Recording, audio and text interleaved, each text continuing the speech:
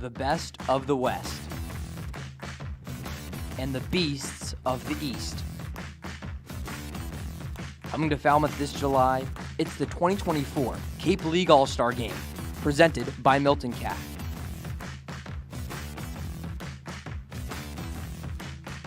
Come see the stars of tomorrow shine tonight with tickets on sale now at capecodleague.com.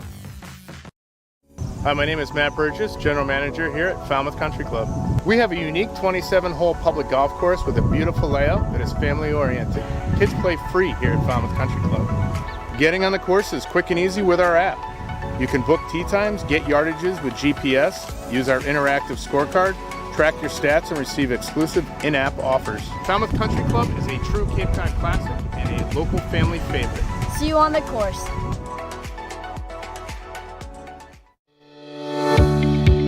Since 1998, CCALS has been leading a new vision in ALS care. We're dedicated to tending to and caring for individuals and their families, navigating the complexities of living with ALS. Join us in our mission to provide compassionate support and innovative solutions. Together, we can make a difference. CCALS, because every moment matters. Hi, I'm Riley Stanford. I'm a outfield and pitcher from Georgia Tech, and you're watching Commodores baseball.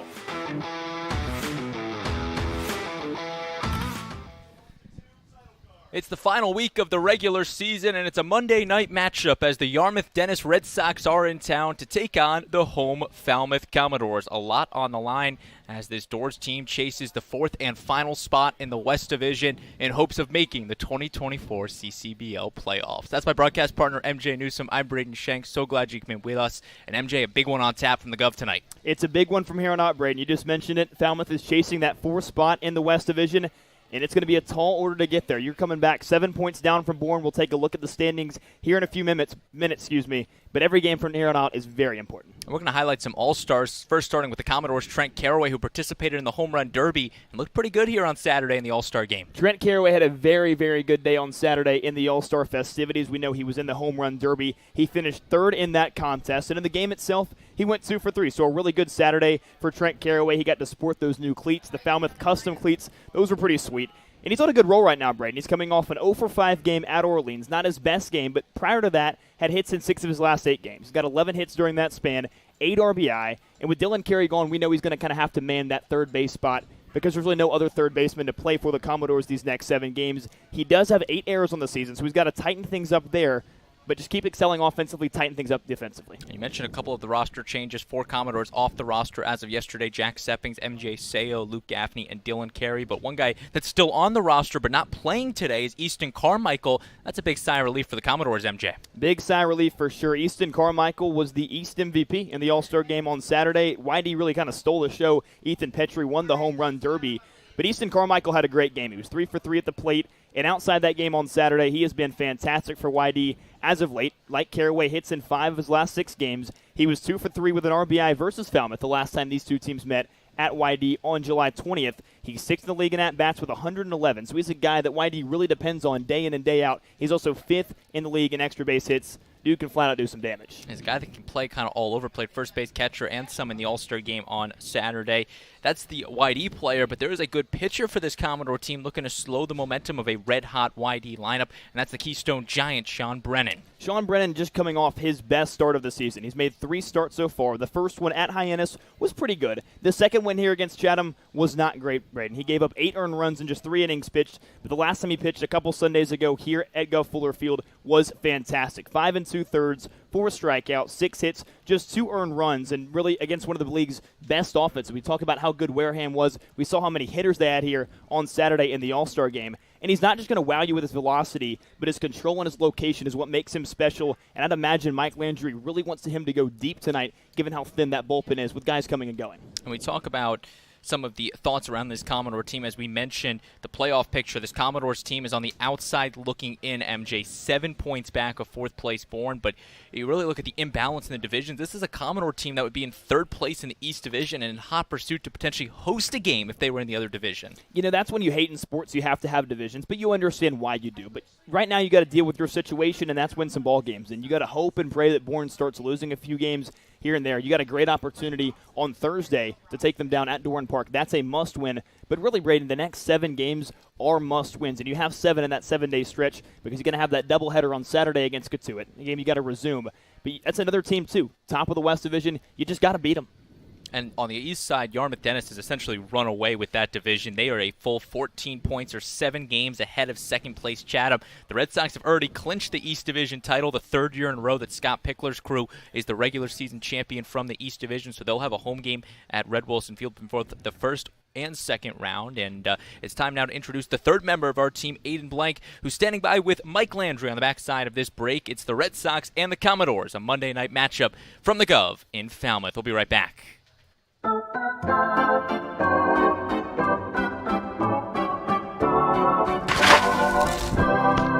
You'll always be safe at home with the Diana Lucevero Group at Compass Real Estate.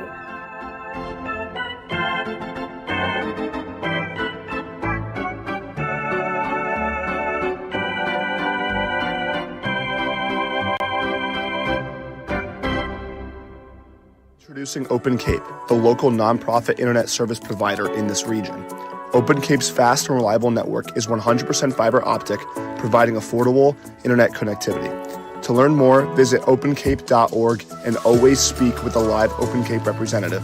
Open Cape, providing choice and competition for your home or business and the official internet provider of your Falmouth Commodores. We are Open Cape.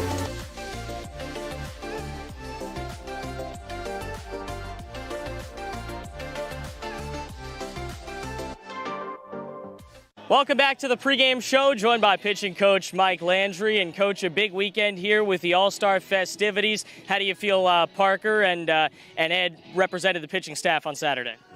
I'm sure they represented the staff just fine.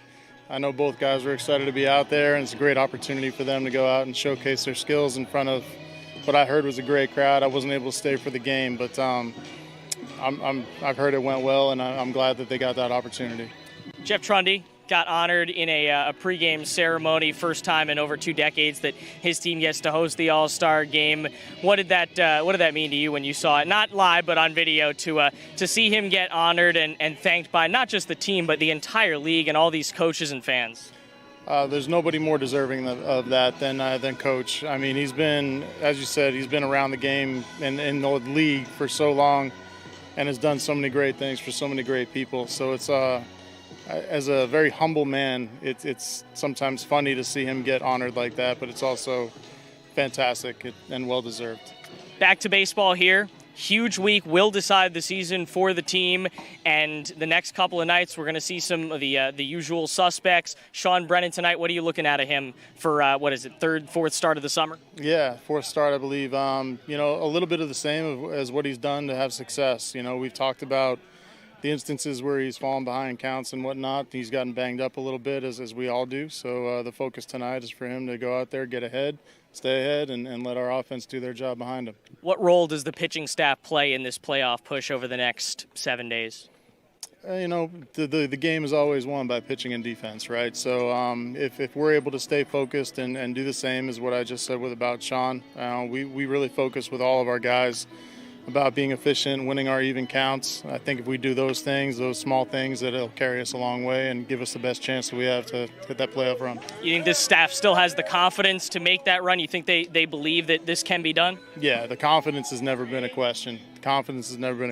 It's baseball is a tough game where you can go from the penthouse to the outhouse, right? So you have to remain confident, and these guys all know that. They're a tremendous group, not just the pitchers, but the position guys too. The whole team has been loose, having fun. So it's just a matter of going out there and let the chips fall as they may. It's Mike Landry on the pregame show. Coach, great weekend for your team, and hopefully an even better week. Thanks for joining us. Thank you. The best of the West. and the Beasts of the East. Coming to Falmouth this July, it's the 2024 Cape League All-Star Game, presented by Milton Cat.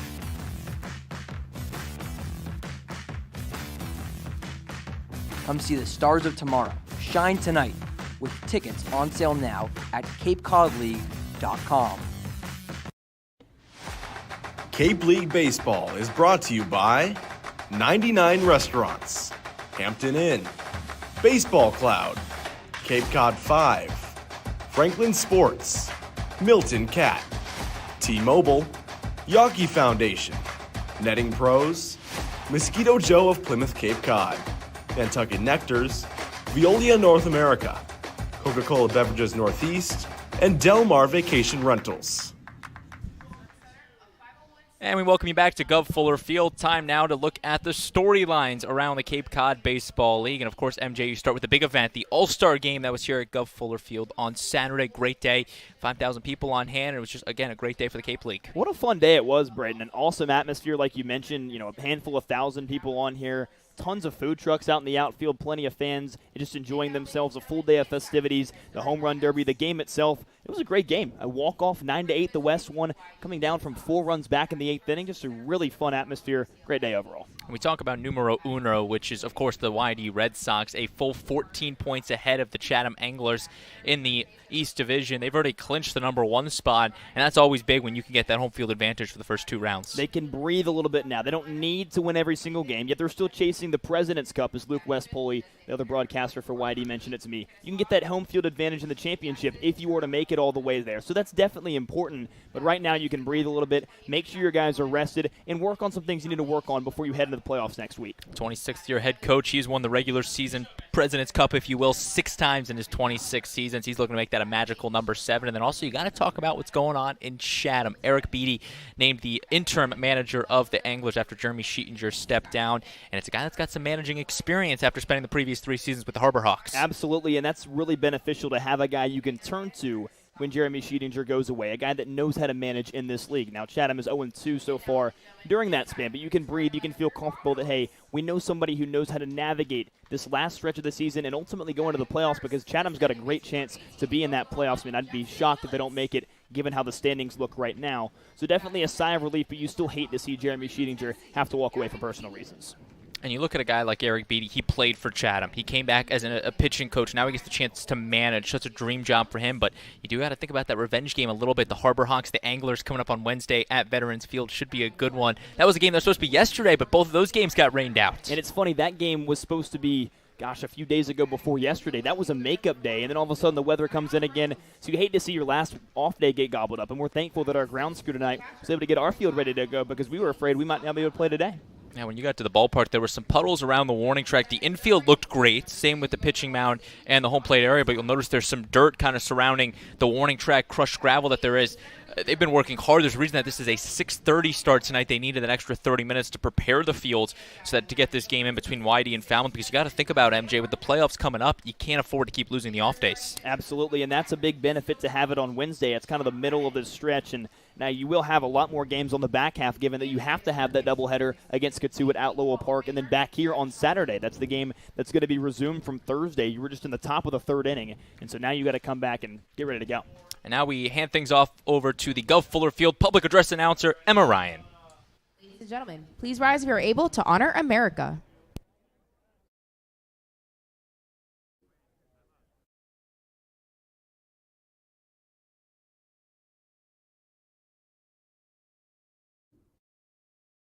Singing the national anthem tonight is Tasha Whited.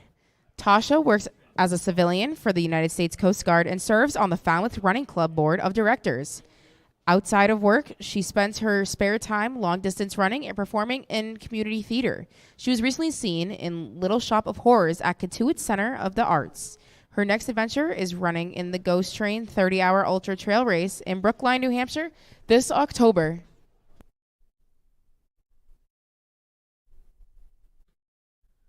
Oh, say, can you see by the dawn's early light what so proudly we hailed at at the twilight's last gleaming, whose broad stripes and bright stars through the perilous fight o'er the ramparts we watched were so gallantly streaming. And the rocket's red glare, the bombs bursting in air, gave proof through the night that our flag was still there. Oh, say does that star-spangled banner yet wave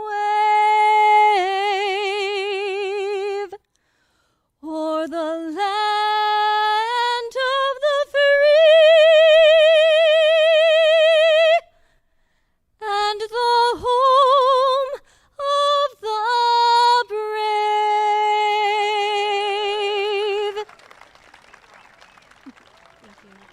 Thank you.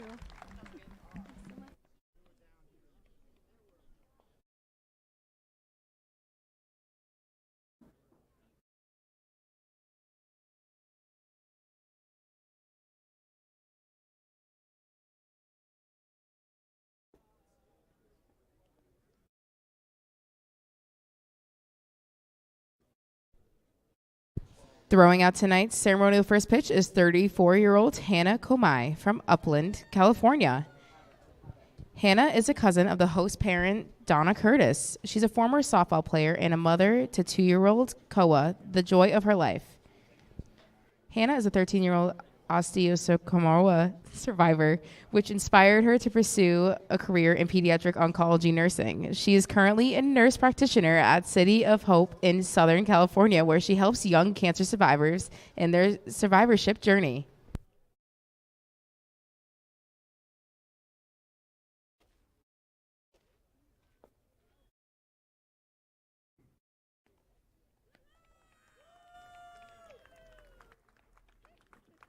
Perfect strike.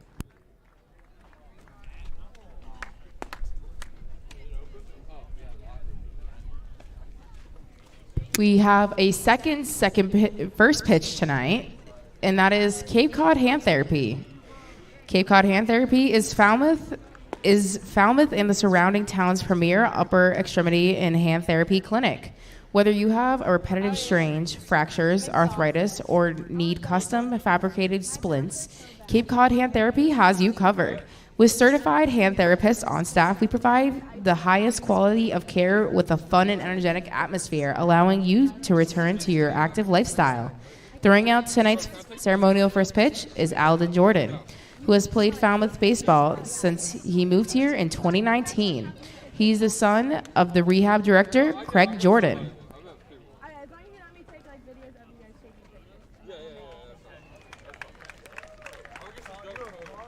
Perfect strike. I'm sorry you got a kid hurt. That's on you, dude. You're a con artist. You be just chatting and lying.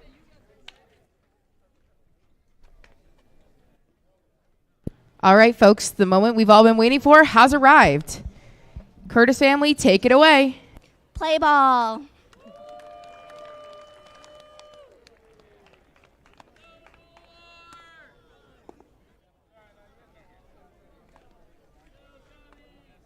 Well, the magical words have been said. All we're waiting for is first pitch between the Commodores and the Yarmouth-Dennis Red Sox on this Monday night on Cape Cod. Braden Shank, MJ Newsom with you. So glad you can be with us on the Falmouth Commodores YouTube channel. It's the 21-9-4 Yarmouth-Dennis Red Sox and the 13-19-1 Falmouth Commodores. The Red Sox, they've already punched their ticket to the postseason. The Commodores, they've got another 7 games here, MJ, to prove that they deserve a spot in the playoffs. We talk about it, Braden. Every game has so much importance tagged with it because it's, you know, a push you got to make. You're down 3.5 games, essentially 7 points back. That's how you do it in Cape Cod. Taking a look at the standings here, a big one on Thursday at Doran Park against the Bourne Braves. You got to win that one, but Braden, you got to win this one. You got to win the one tomorrow, and they got to win the rest of the ones out. When you talk about this team, they started off 2-8 through their first 10 games.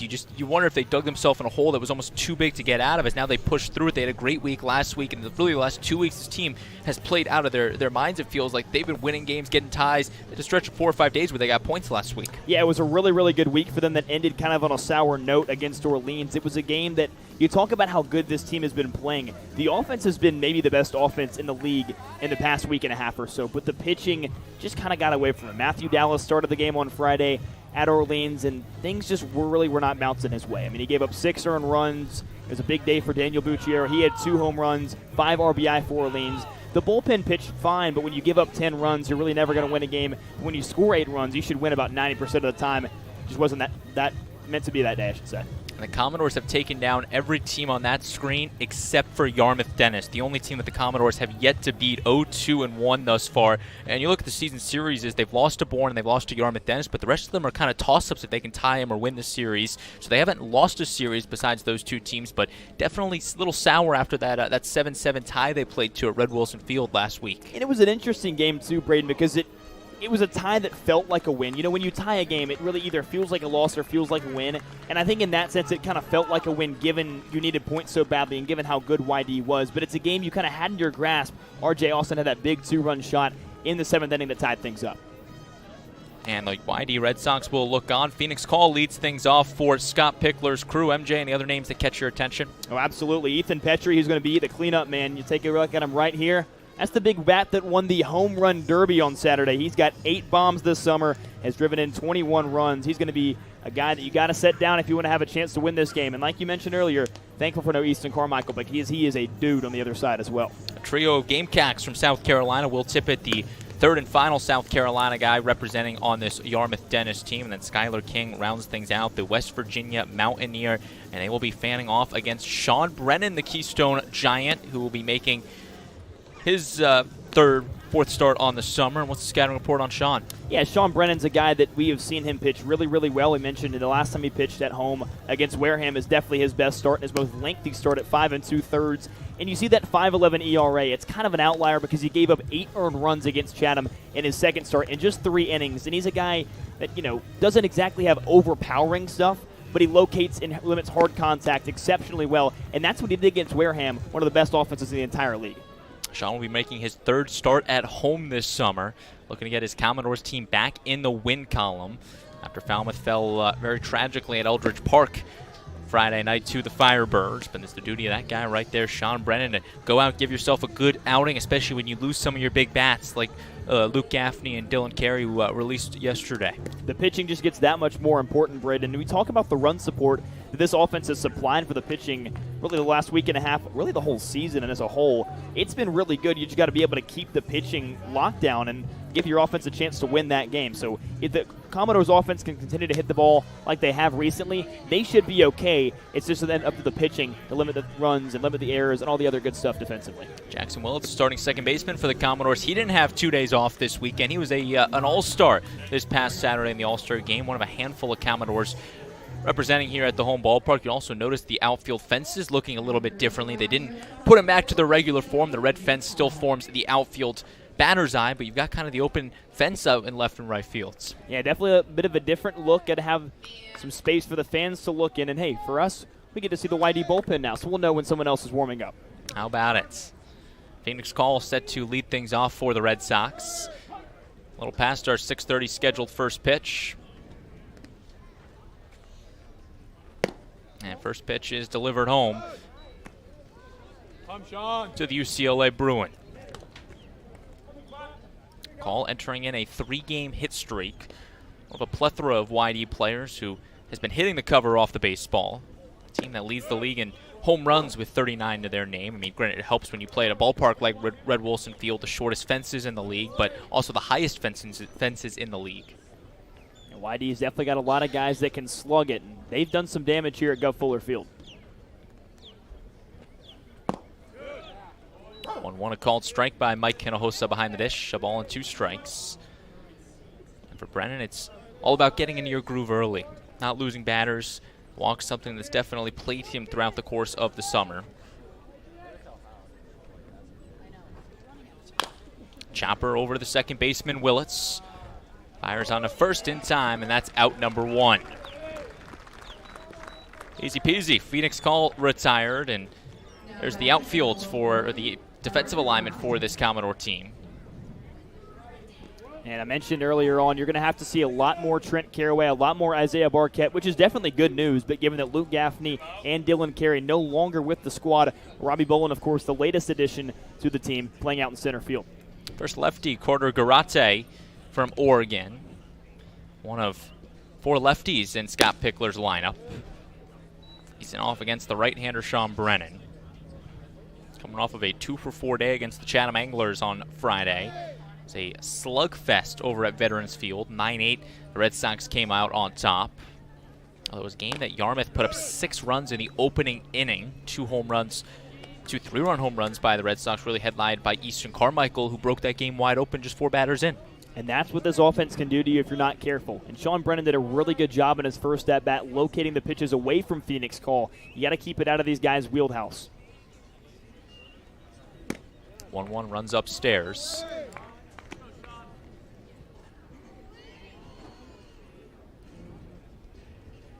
Garate, an Oregon Duck, as we mentioned, really settled into a starting role for Oregon this past spring. Started all 60 of the Ducks games. Dribbler on over to first base. Barquette snags it and steps on first for out number 2.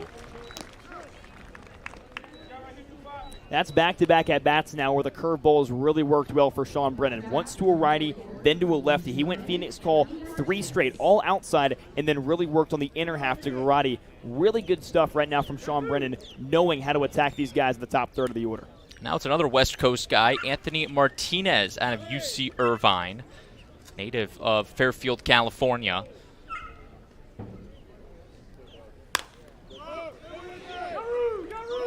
Popped up on the left side. Trent Caraway, foul ball as he watches it just to the left of the foul line. Almost dropped in there. Instead, just a long foul ball. That one definitely hurts a little bit if you're Sean Brennan. From up here, Braden, it really looked like that ball initially was going to be an easy play for Caraway. It just kind of kept going and carrying, and really good hustle by him, Keelan, and Rose, but that's a really tough spot to get to for a defender. No balls and a strike on the YD 3-hole hitter. Chopped foul along the Falmouth first base dugout. A YD team 13-4 on the road this summer. Definitely accustomed to playing at home, although they've got an 8-5-4 record at home, so mathematically a better team away on the road. Might be something playing under the lights, the later start. As Martinez ropes this one into center field, it'll drop before Robbie Bolin. It's the first hit for the Red Sox, coming off the twig of Anthony Martinez. Well, there Anthony Martinez, I think, really learned from the first 2 batters. You take a look at this play here. Keeps his hands very quiet. A little pitch down inside. Brennan tries to work that breaking ball again, and Martinez knows it's coming like it came to Garate, the batter before him. Did not miss it. Now here is Ethan Petrie, a guy that made his name known on Saturday by winning the Cape League Home Run Derby. He'll bat in the cleanup spot. Scooped up by Scott Mother. Although some controversy, MJ, a fly ball down the right field line. Fair foul could have been the call. Instead, they just threw him into a swing off between Petrie and it was a Chapman from Wareham. Nate Early. Nate Early, the other Wareham player. There was 2 Wareham guys, 2 Brewster guys. It was also, confusing. You got the time wasn't on the board, the score wasn't up there, but home runs was definitely known. Absolutely, and this guy Ethan Petrie hit a whole lot of them. Trent Caraway over at third base, he was also participating. That was a fun little final round, wasn't it? It was. It was good when you go to the swing off. Petrie, one of the South Carolina guys, is up there in the league leaderboards in just about every offensive category. Although most notably second in the league in home runs, just 2 behind Brewster's Reiner Helfrich. But the 8 home runs he's hit has definitely been big for this YD lineup. Big cut and a miss. He was swinging for the fences there, and it's 2 balls and a strike. That's the pitch that Brennan's got working for him right now. That breaking ball, and when he locates it low, he's had the most success.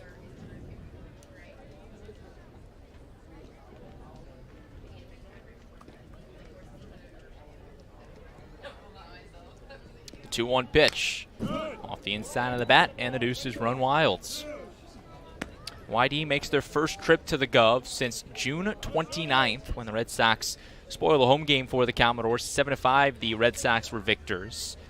Again, YD 2-0-1 in this series against the Commodores, but here's the fourth and final game between these two foes.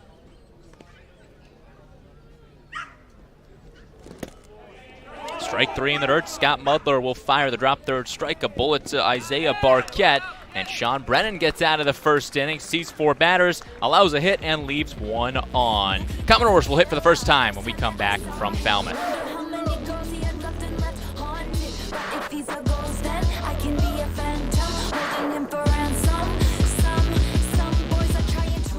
Hi, my name is Matt Burgess, General Manager here at Falmouth Country Club. We have a unique 27-hole public golf course with a beautiful layout that is family-oriented. Kids play free here at Falmouth Country Club. Getting on the course is quick and easy with our app. You can book tee times, get yardages with GPS, use our interactive scorecard, track your stats, and receive exclusive in-app offers. Falmouth Country Club is a true Cape Cod classic and a local family favorite. See you on the course. Introducing Open Cape, the local nonprofit internet service provider in this region. Open Cape's fast and reliable network is 100% fiber optic, providing affordable internet connectivity. To learn more, visit opencape.org and always speak with a live Open Cape representative. Open Cape, providing choice and competition for your home or business and the official internet provider of your Falmouth Commodores. We are Open Cape.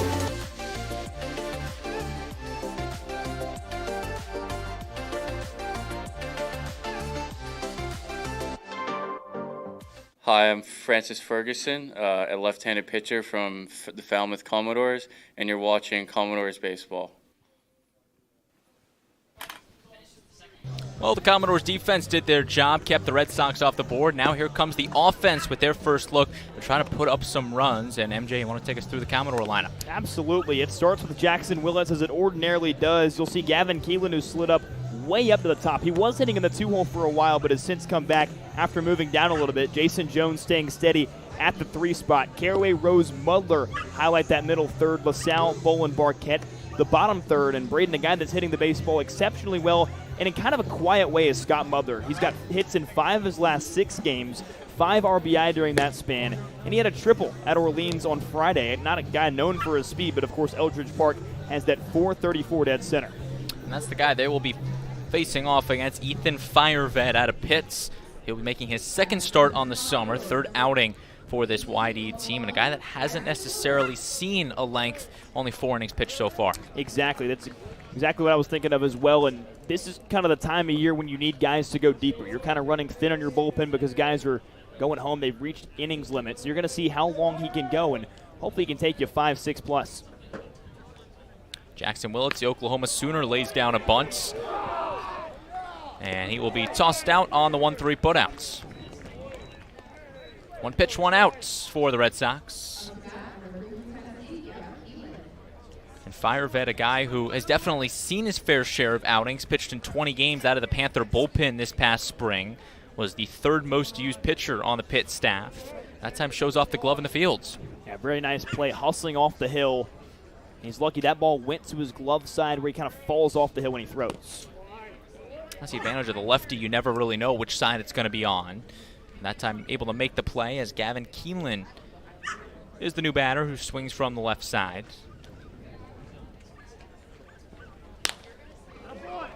Keelan fly ball into right center fields. Center fielder makes the grab. It's Phoenix Call. And 2 outs. That's the YD lineup, how they line up behind Fireved. And the 3 South Carolina guys, and then a lot of names who definitely been sneaky picks out in the field, making the reliable plays behind the pitching staff. You talk about reliable. Gavin Gallagher is very reliable over at second base. Had a really good freshman year with North Carolina. Has carried that over to the Cape League season. 2 outs, and Jason Jones will take a cut. The Oklahoma State Cowboy coming off of a start for the West Division on Saturday in the All-Star game. 1 for 2 with a run and a strikeout. What was an exciting game. The West Division came all the way back, was trailing most of the game. MJ walked it off. Kane Kepley from Hyannis, the walk-off hit. And it was the West Division who went home celebrating. And it was Jackson Willits, a Falmouth Commodore, who scored that final run. Really great to see him kind of cap things off here at Guv Fuller Field. 3 pitches and a strikeout at Jason Jones. Ethan Fireved works efficiently out there. And we've got 1 inning in the books. Top of the second coming up next from the Guv.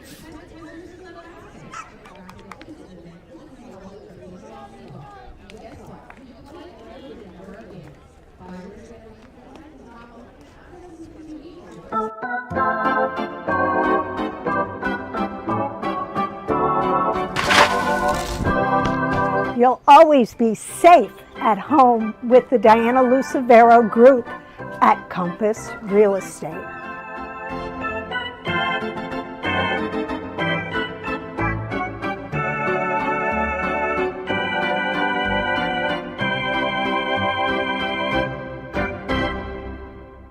Introducing Open Cape, the local nonprofit internet service provider in this region. Open Cape's fast and reliable network is 100% fiber optic, providing affordable internet connectivity. To learn more, visit opencape.org and always speak with a live Open Cape representative. Open Cape, providing choice and competition for your home or business and the official internet provider of your Falmouth Commodores. We are Open Cape.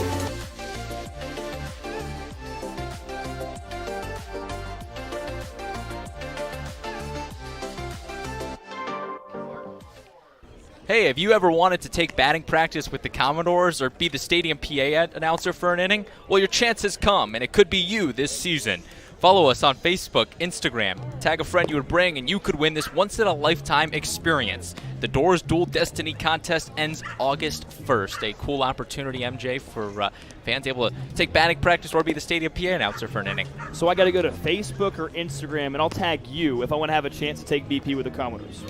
Roger that. That would be awesome. It would be. How about that? Definitely be a different kind of announcer role, I won't lie. You know, being on the headset here, being in front of the mic, what Emma Ryan usually does. It might bring some jitters, I won't lie. It'd be fun, though. Yeah, definitely would. Well, again, that's the Doors Dual Destiny contest. Check out the Falmouth social media pages for more action around that. It will be the YD 5, 6, 7 hitters up, and it starts with Jackson Shirello, the Georgia native out of Kennesaw State. Shows bunt called strike. You know the Kennesaw State mascot, right? The Owls. There we go. Braden, I will not lie to you. This may sound kind of nerdy, but I know every single FBS mascot. I do. It's a random fact to bring up. I know. No balls and a strike to Shirello. 1-1 now. So you're telling me like all the mid-majors that are somehow FBS schools, you just know the mascots? I do. Okay. I bet I can find one that stumps you. Okay. 1 ball, 1 strike to the YD 5-hole hitter. And the off-speed drops in there. Boy, MJ, the off-speed stuff is falling in there for Sean Brennan. The breaking ball has been there, man. It looks really, really good. And I'm talking to you, he locates it really well. It's been all down in the zone, trying to stay out of trouble, because an elevated breaking ball, that can hurt you. And you just see the speed difference on your screen thanks to our friends at TrackMan. Goes from 76 on the breaking ball all the way up to 89, 90 on the fastball. Big adjustments for hitters up there. That's big. Whenever you can keep the hitters off balance with a velocity change, that's really going to benefit you. And you mentioned 89, not going to blow you away, but he locates it well. 1-2, and it's caught by the catcher, Scott Mudler. It's a foul tip. Strikeout for Sean Brennan. He sits down the last 2 YD hitters via the K, and there's 1 gone in the second. You look at the pitch sequence there. It was breaking ball low, fastball in, changeup high. Talking about keeping hitters guessing. That really fools you. Keeps your brain twisted. Talmadge LaCroix, the new batter for this YD squad. The catcher out of South Carolina. Sean Brennan just pumping in the off-speed stuff.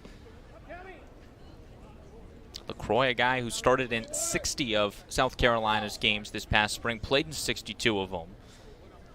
But he just racked up all the offensive categories, 45 runs, 3 home runs, 28 RBIs, one of the staples in the Gamecock lineup. Fly ball over to right field. Donovan LaSalle can't make the catch.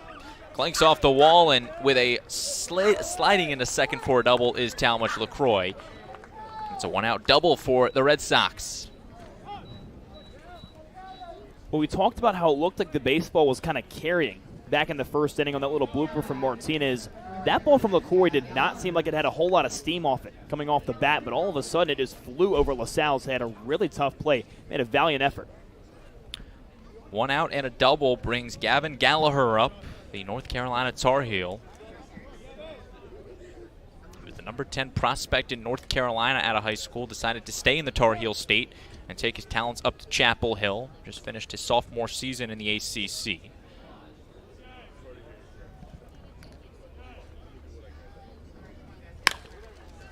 He grounds one over the shortstop. Gavin Keelan goes to third. The fielder's choice gets LaCroix out, and it's a heads-up play by Gavin Keelan.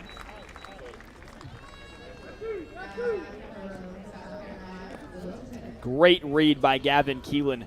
Take another look at it here. This is just a next-level play mentally by a shortstop. He got around on the baseball, read it the whole way, and so batter's crossing my face.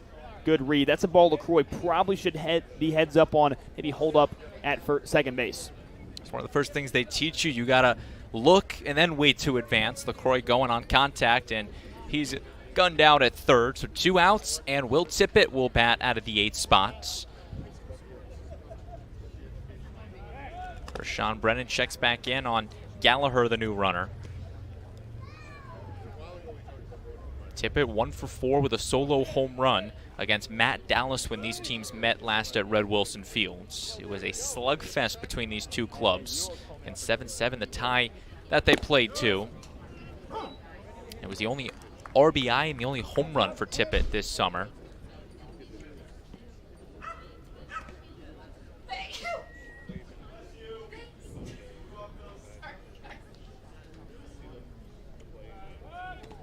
Brennan keeping a close eye on Gallagher out there. He's testing that new glove for Barquette. I was talking to Barquette pregame, and he said he's trying to break in this new first baseman. He was asking guys to throw him balls in the dirt so we could try to pick him out. And Barquette, a guy who, if I remember correctly, didn't really start playing first base until this summer. Absolutely. I mean, he started that opening night game at Hyannis at shortstop. Do we know, talking to Isaiah, is it something, is he going to try to become a first baseman now at Stetson? I'd have to ask him more about that, but it's definitely something he can keep in his back pocket. I mean, that makes him a lot more versatile, down the road in his future. Excuse me, swing, and yes, says first base umpire Will Bowers. It's strikeout number 3 for Sean Brennan. And the home half of the second is coming up next, and the Commodores and the Red Sox. Caught somewhere between a boy and man.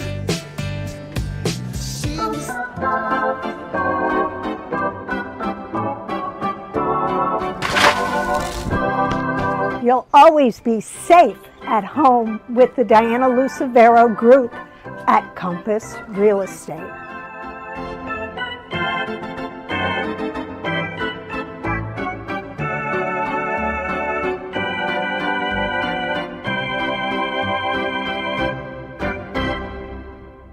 Introducing Open Cape, the local nonprofit internet service provider in this region.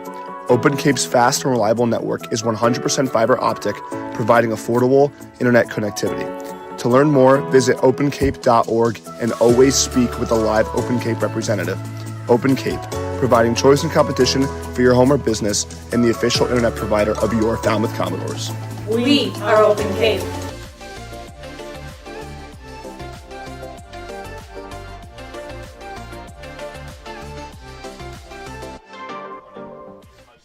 For great sandwiches, calzones, and pizzas, go to Supreme Pizza. Open daily until 8:30 p.m. Come by before or after the game to grab some food. We thank you, Supreme Pizza, for sponsoring us all summer long. And the Commodores will look to fuel up and get going here in the bottom half of the second. Trent Caraway, Zion Rose, and Scott Mudler will look to work more of the counts against that guy right there, Fireved. It was a really quick inning in the bottom of the first for Fireved. Set down Willits and Keelan quickly. Jason Jones struck out on 3 pitches. You like to extend the at-bats a little bit longer. That's one thing the Commodores have been really good at this summer, is lengthy at-bats, especially Jackson Willits at the top. One thing they did a good job of on Friday against Orleans. Trent Caraway, the Oregon State Beaver out of the 4 spots. Utility guy for the West Division on Saturday in the All-Star game. 2 for 3 with a run scored. But he was a guy that struggled on Friday at Orleans. 0 for 5 with 2 strikeouts. And Caraway tees off. And the warning track and making the catch is Skylar King. Up against the fence there, MJ. Little flashback to Saturday. And I'm sure Ethan Petcher was like, oh boy, I saw that guy swinging in the Derby on Saturday. Just misses this one. Take another look at it. Loose swing. Oh man, that was a really pretty swing. Just misses it. And we got a little bit too much elevation on it, but definitely a good first swing and good contact. It's the first time we've seen some loud noise off the bat. 95 off the bat of Trent Caraway, allowed out number 1. Turning things over to Zion Rose, playing in his 13th game of the summer.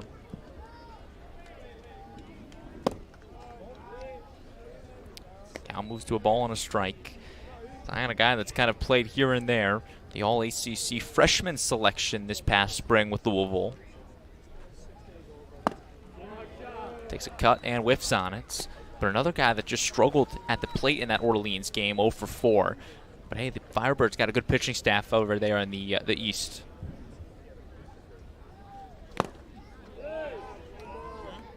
And capped by the catcher LaCroix. Quick strikeout for Fireved, and quickly 2 gone in the second inning. Back to what you were talking about, Orleans pitching staff. They had 2 or 3 guys throwing in this game on Saturday, so definitely a squad that knows how to throw the baseball off the hill. Orleans fighting for that 4th and final playoff spot. They are 11 games back of YD, but they're currently a game up on Harwich for that 4th and final playoff spot. So ideally, Kelly Nicholson's crew would like to sneak into that 4th playoff spot and potentially play these guys, the YD Red Sox, in a 1-game playoff. You said it, 1-game playoff. All that matters right now is getting hot and playing your best baseball at the right time, because anybody can beat anybody and end your season in 1 game. Mudler lines this one foul. No balls and 2 strikes on the Oklahoma catcher. And some fans sitting down on the left field berm. Plus some dogs in attendance. Hear the barks in the distance, all with smiles on their faces.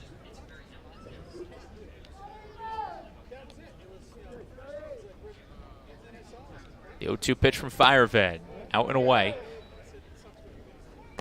Scott hits in 5 of his last 6 games. 5 RBIs in that last span. This guy that's definitely been swinging a hot stick up there for the Commodores.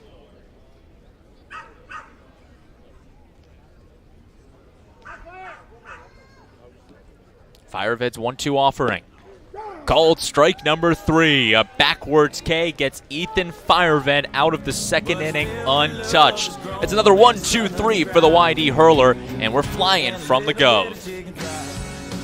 Cold beer on Friday night, a pair of jeans that fit just right.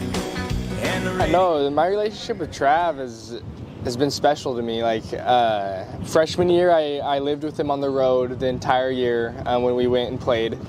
And then last summer, I lived with him over the summer as well. And then yeah, I got to play with him for a whole nother year.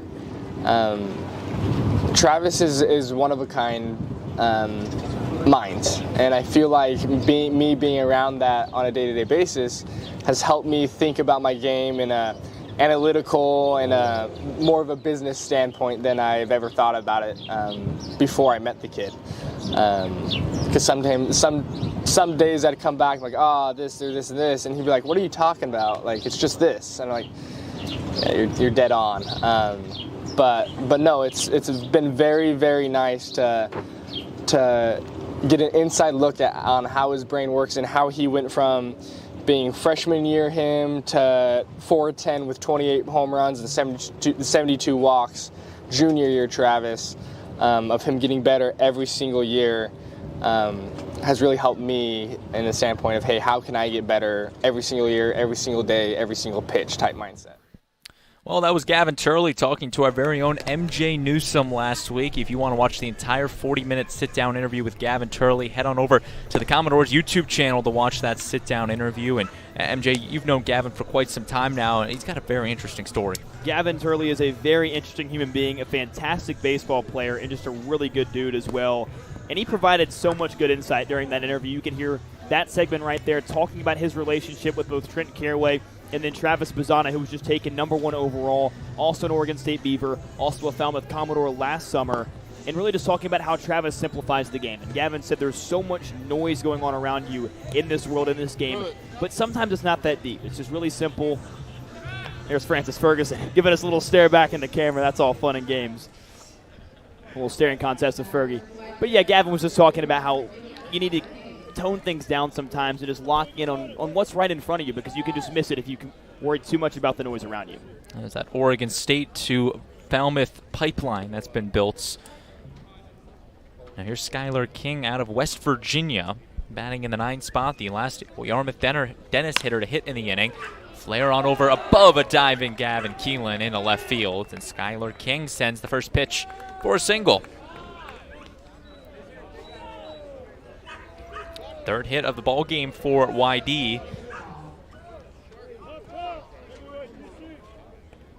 And that there just the first time a leadoff man's gotten on for YD. Really the first time Sean Brennan has gotten beat inside. Watch this pitch. Just shoots his hands, keeps the barrel back, lagging behind him. Really good hands for Skylar King. A great base hit to get things going in the third. Also the first hit of the summer for Skylar King. Just 6 games played in, but always a big milestone to get your first hit in the Cape Cod Baseball League. Bunt laid down by Phoenix Call. Brennan thought about second, but we'll just go to first instead. And there's 1 out. Heads up baseball for the UCLA Bruin. Turns things over to Carter Garate with a runner in scoring position. And Braden, we've already seen a couple of bunts combined across the two sides tonight. You wonder if it's easier to bunt tonight given the field's a little bit softer, a little bit wetter. The ball's going to sit more, not roll to the defender. Might give you a better chance of beating it out for a base hit. Rainy conditions the last 48 hours, you could say, ever since that All-Star game ended. Rained all day yesterday, was raining all morning, but the grounds crew did a great job getting this field ready to play. And you talk about the grounds crew, MJ. Falmouth doesn't necessarily have a grounds keeper. It's the players that do a lot of the groundwork. Yeah, I saw Riley Stanford, Francis Ferguson, Bo Baker, all getting out here. Matt Cure as well, getting the field ready to go along with Mike Murray. They did a fantastic job in limited time. Whiffing on is Garate, but it's also interesting. Fans will notice the Falmouth lettering behind home plate. That was also painted by the Falmouth bullpen ahead of the All-Star game on Saturday. Did a very good job. Amelia Moore, also one of the interns on the squad, did a fantastic job with that. We've seen the lettering, but also added some red, white, and blue stars, which look very pretty. 1-1 paints the inside third, and Garate falls behind a ball and 2 strikes. He just creates a great backdrop. His back pocket. I mean, that makes him a lot more versatile.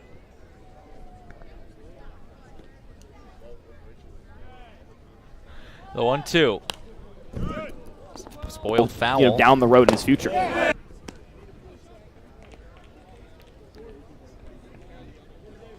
Coming out of nowhere, aren't I? Trying to figure that out. Wish I wasn't hearing stuff here. No, my mouth wasn't moving either. Yeah, no, that's what really threw me. It was just my thoughts that were coming into the microphone. I did think for a second if that might have been the case here. Ball and 2 strikes. Little pop up to Keelan, who ranges back to make it, and there's 2 outs. It happened the first time, and then I'm like, oh, it happened again. I came in earlier today. I know you're usually here before me, but I came in earlier today, and I rigged the microphone so it knows what I'm thinking. I can, like, all right, speak my thoughts for me. That is terrifying. Technology's evolving, my friend. It is indeed. Imagine if I could actually do that. And Anthony Martinez will look to bring home the runner on seconds. Although there's been back-to-back outs from Sean Brennan and the Commodores. First pitch a called strike by Mike Hinojosa. And Martinez singled back in the first inning, was stranded on first base. UC Irvine.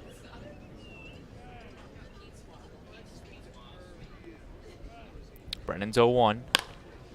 Grounder on over to Barquette. Backhand grab. Flip to Brennan in time, and that is out number 3. Sean Brennan threw 3 innings of work, and the Commodore hitters will look to do some damage on Ethan Fireved when we come back on the Commodores YouTube channel.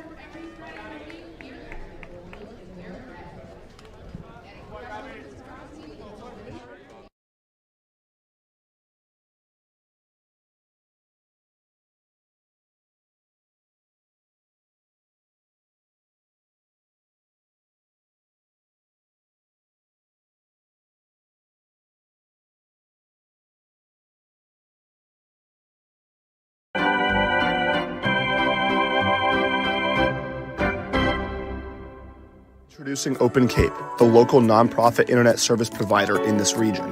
Open Cape's fast and reliable network is 100% fiber optic, providing affordable internet connectivity. To learn more, visit opencape.org and always speak with a live Open Cape representative.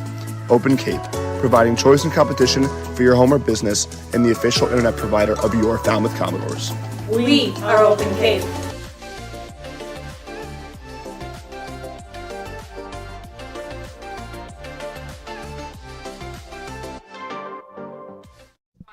Well, this were the actions that happened Saturday here at Guv Fuller Field in the Cape League All-Star Game. The West walking it off against the East 9-8. Kane Kepley, the hero, mounting a huge comeback for the West squad. You can see they're mobbing them there. It was just a happy day for everybody. That's a really fun way to do things. A bunch of guys from different teams in your division mobbing you, having fun. Easton Carmichael from YD, he was the MVP. We've seen Ethan Petrie. He won the home run derby, so YD really showed out in style. And, of course, they had Hunter Hines last summer, a guy that really slugged the cover off the baseball, though he came up short in the home run contest to the Brewster Sluggers. Brock Tibbs, the winner from the Whitecaps. But this is a new year, and it was won by a YD Red Sox and Ethan Petrie. Donovan LaSalle, the new batter out of Oklahoma State.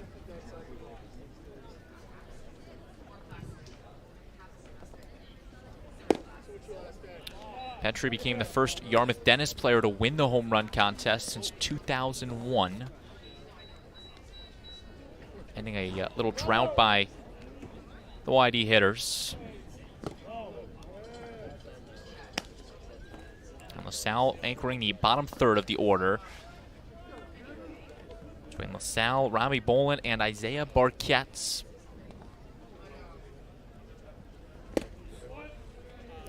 LaSalle swings behind it, 2-2. Coming off of a 1-for-3 ball game against the Orleans Firebirds. Hit a home run with 2 RBIs and 2 runs in the ball game. Just finishing his freshman campaign in Stillwater. Ropes this one in a left field, drops before Skylar King, and Donovan LaSalle has the first hit for the Commodores in the ball game. Well, Donovan LaSalle has had a really good back half of July. He was really struggling towards the end of the June and the early bit of July, but there you just see it. Nice loose swing, gets a piece of the ball, and just finds a way on base. He's really been doing that to a great level these last few weeks. And it starts with one guy just getting on to really spark this rally, and that's the job of Robbie Bolin, the left-hand swinging center fielder out of Nebraska. The Nebraska transfer guts and misses, falls behind 0-1. Playing in just his 3rd game this summer out of Barton Community College, and then again transferred to Nebraska all the way back in 2023 in November, but decided to stay this season with Barton and posted almost video game-like numbers with Barton. 104 hits, 49 RBIs, 62 games played, and I think most impressive, the .464 average as Matthew Dallas starts to get loose with Willie Baker out in the bullpen. Throw back to first. LaSalle gets in safely. It would be interesting to see Matthew Dallas go today. I mean, he started that game at Orleans on Friday. But Mike Landry knows what he's doing, and we talked about the bullpen is thin. You got to use guys strategically. Especially when you get rid of, you release 2 of your bullpen guys, and MJ Seo, Jack Seppings, ate up a ton of innings. You're really just short-staffed across the board because you release 4 players but don't bring any new guys in.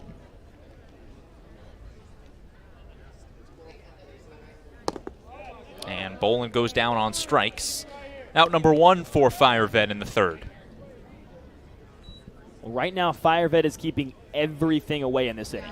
Pretty much every pitch to LaSalle away.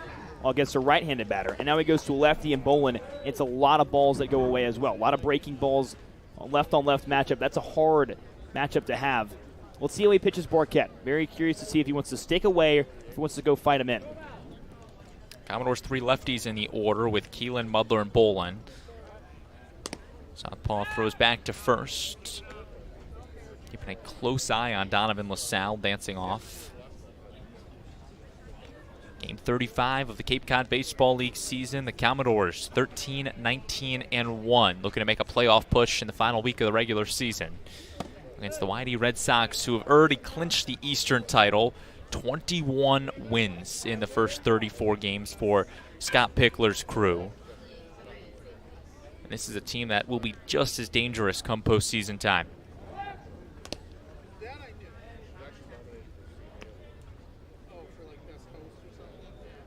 Isaiah Barquette, the batter out of Stetson.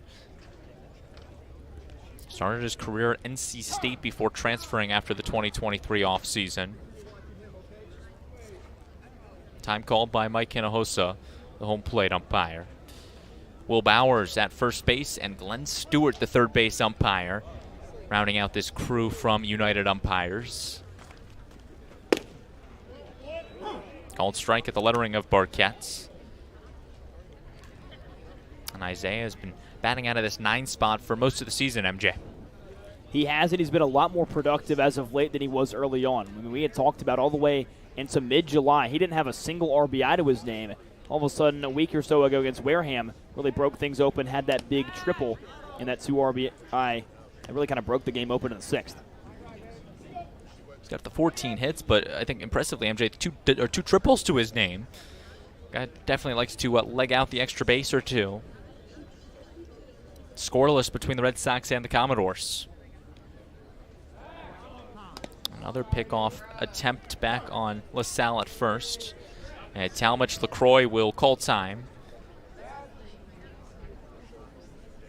As a pitcher, sometimes the paranoia gets to you out there. LaSalle can run, but he's not exactly going to wow you with his numbers or his speed. He only has 1 stolen base this summer. And I mean, he's a guy that can run for sure. He plays in the outfield, but he's not always looking to go. But maybe Fireved sees something that we don't. Southpaw Fireved matching up against Isaiah Barquette. And LaSalle takes off for second. The fumble on the throw from LaCroix. And Donovan LaSalle steals second successfully. Well, you mentioned it, a little bit of a fumble for LaCroix behind the dish. Pretty good jump. And now watch LaSalle. He's got to crawl to get there. That dirt is soft. Oh, that's got to hurt. A bit of a face plant, but hey, that's a second stolen back of the summer. There's a reason that Fireved was keeping a close eye on Donovan LaSalle. And now the Commodores have their first runner in scoring position in the ball game. And now comes the time-old debate of hitting with runners in scoring position. Debate as old as time this summer for the Commodores. Got to capitalize. Runner on second, less than 2 outs. Fireved's 2-1. Off the end of the bat for Barquette. Third baseman Garate on to first. They got him for out number 2. 2 gone. Lineup flips up to the top for Jackson Willits, the switch-hitting second baseman out of Oklahoma. Sun slowly peeking over into right field. Haven't really seen it all day, MJ. It's really just been a cloudy day in Falmouth. Actually kind of cold when we got to the ballpark today. Opt to go with the pants today. First time in a while for me. So I think I went the pants and the long sleeves. I've got the quarter zip. Okay. I came prepared. There we go. When that sun goes down here, man, it can get cold in a heartbeat. What's the thing with Cape Cod? Yeah, I mean, it's a summer destination, but you're on the water, so that definitely cools it down a couple degrees. And yeah, you get some days like this, the sun doesn't show, it rains all day, and it's actually kind of cold here.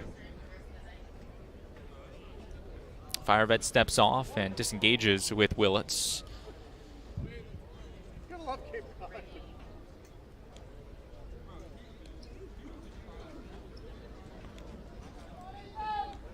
Willits, a former standout basketball player in high school over at Fort Cobb Braxton in Oklahoma. Named the valedictorian, great baseball player. Him and his brother Eli batted back-to-back in the lineup. Like, this guy kind of do everything. And you'll find that with a lot of guys, too, as they excel in baseball, but they've done a lot of big things outside of the diamond as well. You mentioned star basketball player as well. A lot of these guys were two-sport athletes. It's really interesting to find those things out. 1-1 dribbled foul. And they'll do it again, this time a ball and 2 strikes. That's the thing, at least in high school athletics, you just take a very athletic individual and you play 2 or 3, sometimes 4 sports at the same time because that athleticism just kind of crosses off across the board. Especially in high school, your athleticism can transcend to a lot of different sports, and a lot of times you're just a good athlete. You can compete, especially in a sport like basketball where it's a lot of athleticism in the picture.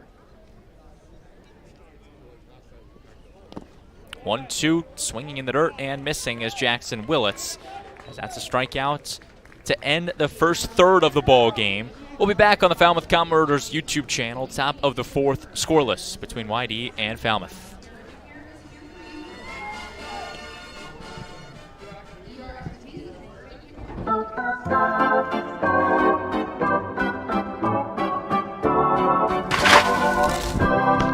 You'll always be safe at home with the Diana Lucevero Group at Compass Real Estate.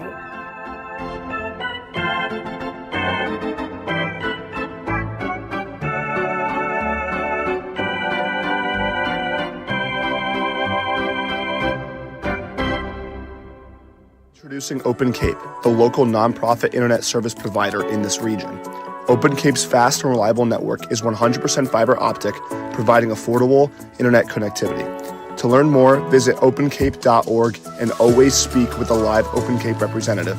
Open Cape, providing choice and competition for your home or business and the official internet provider of your Falmouth Commodores. We are Open Cape.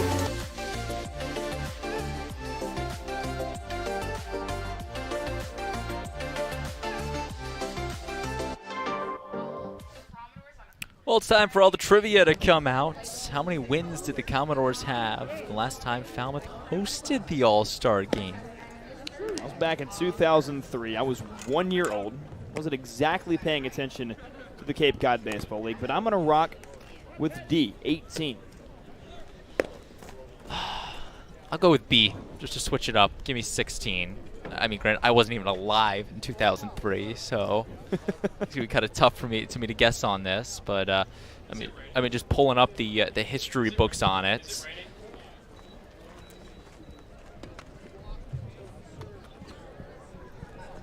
Actually, it looks like we both might be wrong here. Commodores finished the year at 16, 26, and 2. So they definitely didn't get to 18. That's for sure. That was 2003. Correct. And 5th in the West Division. Although 2004 still was not born for that. They lost to YD in the championship after a 25-18-1 regular season. That was even something when we talked with Brad Stoll about the Death Row Records chain. I mean, it's stuff before my time here. I mean, I wasn't born for this. Nonetheless, Ethan Petrie takes the ball low, 2-0. Peel to first, and no, says Will Bowers.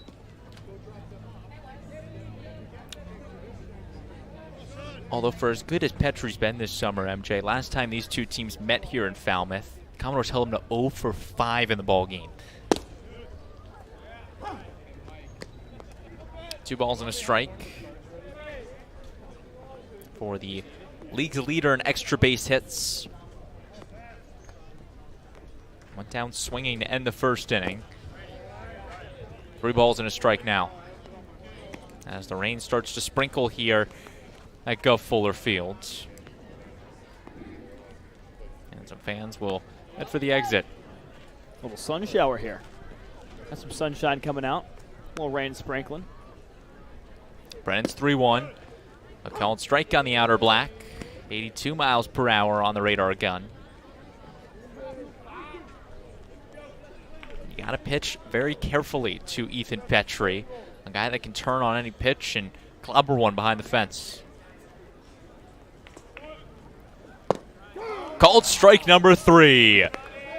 2 strikeouts for Ethan Petrie, and Sean Brennan's got a smile on his face, setting down the home run derby champion. The location, that's the MO for Sean Brennan. Take another look at it here. Petrie thought it was a ball the entire way. Pitch on the outer half. Good stick by Scott Mudler. Really nice framing job, but a great pitch by Brennan nonetheless.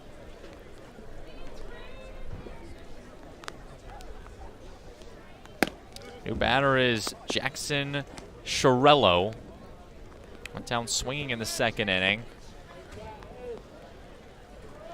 And I'm pulling up the forecast here. I didn't think it was supposed to rain during the game. Nubbed foul. A ball and a strike. Yeah, looks like there's little pockets here and there. Hopefully nothing too crazy.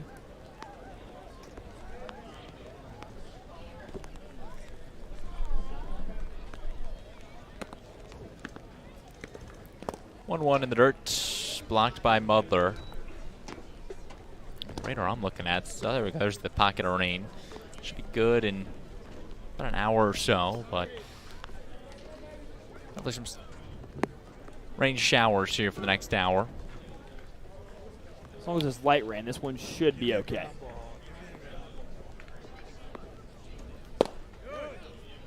Called strike on the inner third.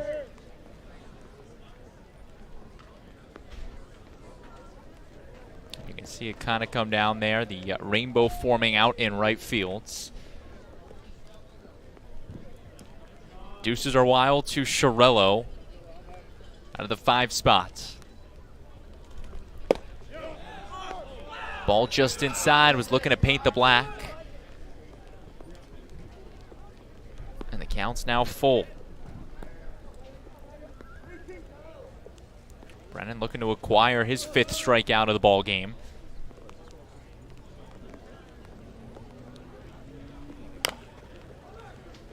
Chopper foul along the first base side. David Hagora, the first base coach, watches it on.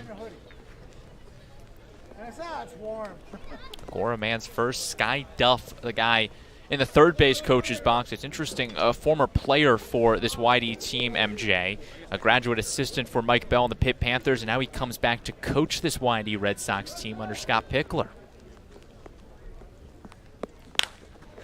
Line drive in a right field. This one will find grass, and it's a 1-out single for Chiarello. Brandon, that's really the first big battle we've seen between a hitter and a pitcher today. A lot of quick at-bats, especially on the Falmouth side, but even for YD, we haven't seen a lot of deep counts. Really nice job by Chiarello to work the pitches on Brennan, foul a few away, and finally find his for a base hit. Runner on first, 1 out. Donovan LaSalle's got the dirt all over the jersey after sliding head first to steal that base. And Talmadge LaCroix looking to follow up his double in the second inning. Hey, let me give you, I'm going to get out of here in about 15 minutes. Let me give you a call when I get out of here, all right? Throw back to first. But I got to try and get a couple pictures before I get out of here. So I'll call you soon. Yeah, bye.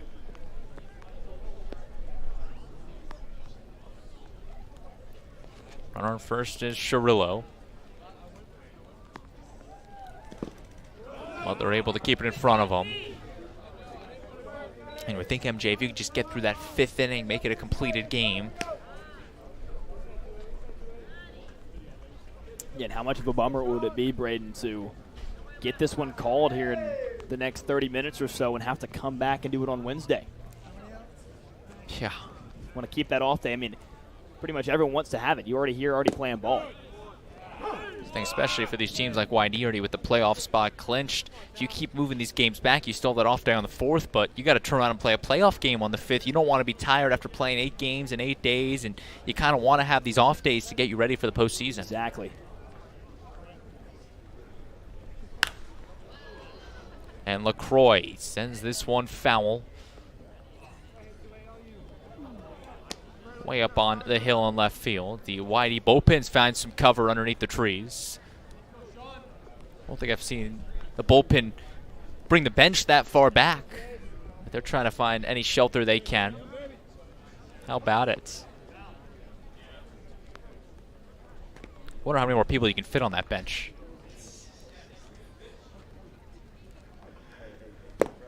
1-2 out and away to LaCroix. Talmadge, the all-NCAA Columbia Regional team last season. The South Carolina team. He's got baseball in his blood. His uncle Matt played for the Minnesota Twins and the Washington Nationals from 2000 to 2007. Now he's trying to follow in the family footsteps. Runner takes off for second, and Cirillo will be up, and he's going to try to take third. Give it 2 bases to Jackson Cirillo, and the Red Sox have a runner just 90 feet away from breaking the seal on it. That's a real costly mistake from Brennan and Mudler. One that, Brennan's got to have a better pitch. Mudler probably should have gotten to it, but just really heads up base running by Cirillo. Read it the entire way, had a good jump initially, and trusted his wheels to get him all the way to third. And you just see the height of Cirillo over there, 6'6", the man on third base. Full count offering about to ensue from Sean Brennan to Talmadge LaCroix.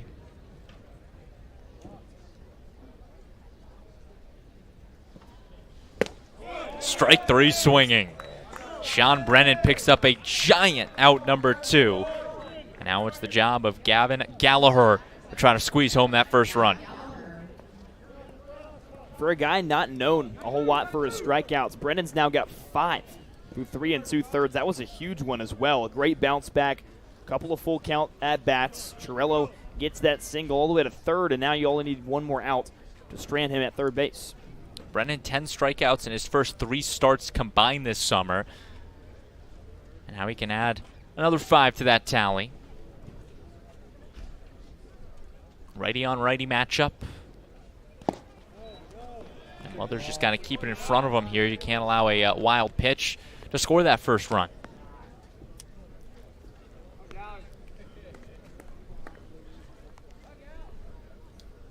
I mean, you talk about athletic families. Gavin Gallagher's definitely got one of his own.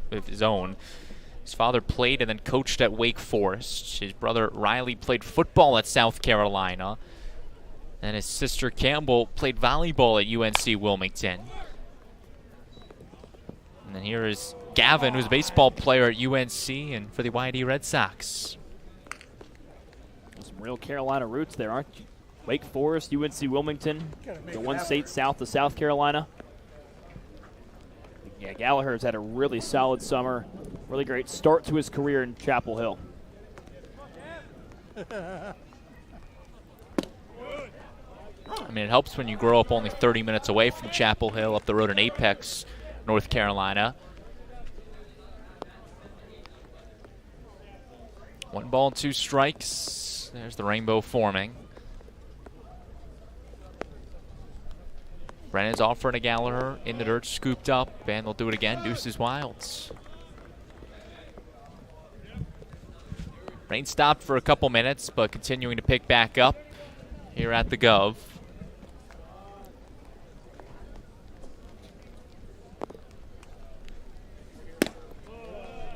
Count now runs full. Well, one of the things that Brennan has not yet done today, put aboard a runner via the free pass.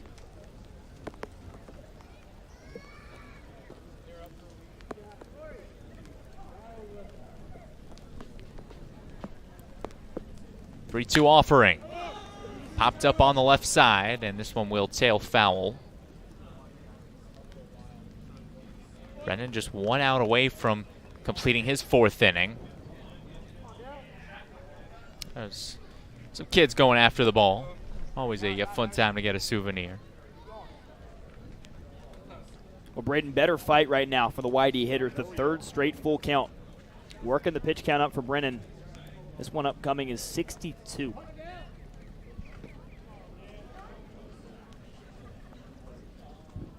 Three balls, 2 strikes, 2 outs. Brennan sends it home, and the stalemate will continue. Another foul ball off the twig of Gallagher.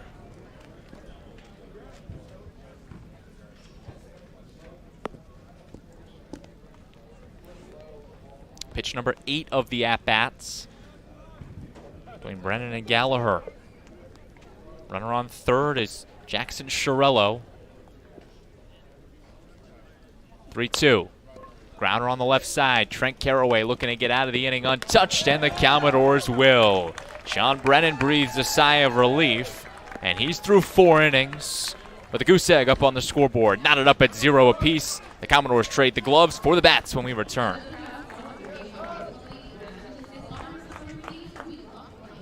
Are you looking for that perfect pregame meal? Supreme Pizza has you covered. Its extensive menu has everything from pies and calzones to salads and subs. And with its online ordering system, delicious food is just one click away. Supreme Pizza is open every day of the week. Order online or stop by their store located at 147 T-Ticket Highway and try a slice today. From all of us at Supreme Pizza, we would like to wish the Falmouth Commodores a great season. Cape Cod Baseball is brought to you by Take Care Cape Cod, Mass State Lottery, Cape Cod Healthcare, Kinlan Grover Compass, Sullivan Tire, Badger Sports, Cape Destinations, OT Sports, Cape Cod Chamber of Commerce, Highline Cruises, Cape Cod Resort and Spa, Sports Fix, Axis Bat, Hyannis Area Chamber of Commerce, Sunderland Printing, and Bluebird Hotels. And of course, thank you to Major League Baseball for over 50 years of support. Well, now time for our final Jeopardy. How many wins did the Commodores have the last time Falmouth hosted the All-Star Game? The answer was 16. And how about that? When in doubt, go B. You got it, man. I am not very good with Gabe Perrin's trivia questions. I will not lie. I did get the one correct, though, on Saturday for the All-Star Game. There we go. Very pumped about There we that. go. You're just waiting for when we play Wheel of Fortune on there. And you could buy the vowels. Yeah, that's right. I think KC is maybe this weekend. Gavin Keelan shows bunt and pulls back. And Aiden Blank down on the sidelines. Aiden, what's the weather looking like down there? It's not good, Braden. Obviously, you know, in normal circumstances, yeah, they're probably able to play through this, and for now they will be, but it's heavy. It's not a lot of raindrops. It's just heavy raindrops. We just saw Mike Murray and Mike Hinojosa talking about it in between the innings about maybe looking at what the weather's going to bring pretty soon, but it's just you get nervous because we saw it, you know, around 3 o'clock or so, they dumped all this quick dry out here, and that quick dry in front of the dugouts is basically soaked now. So maybe they're going to have to bring out more. It's going to depend on how much worse this gets. It hasn't really gotten a lot worse. It's just been steady, heavy, you know, small droplets of rain here. And I got to ask, Aiden, are you finding cover somewhere? I am. I'm in back of our wonderful YD broadcast team. I'm underneath the tent. It's okay. Okay, well, that's good to know. Gavin Keelan looking to do some damage. Here you see the quick dry that was placed earlier before this game. Supposed to be a gravel warning track path, but the spurts of dirt scattering it that they've placed again pre-game. Gavin Keelan into a 2-2 count against Ethan Fireved. The Pitt YD pitcher strokes home the pitch. Rounder on the right side, foul. And they'll do it again.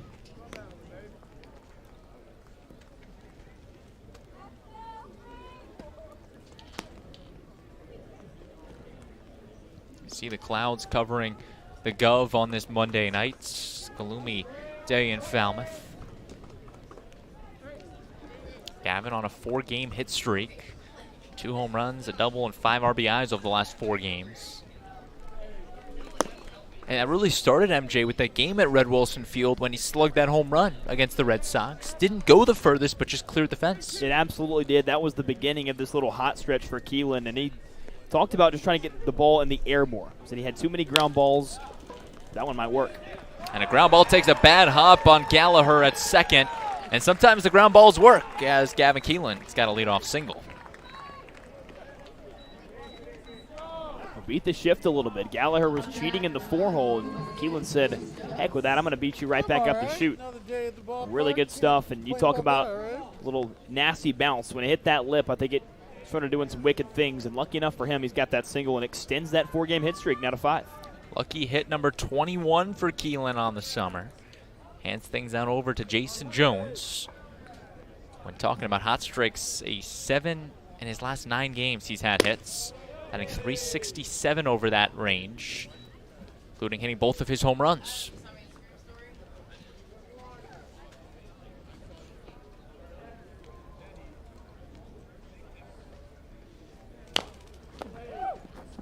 Number that's fouled.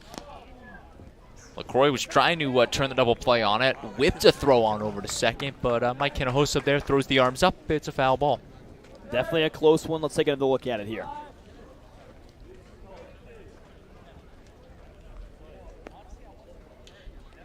Just missed off the toe, it looked like.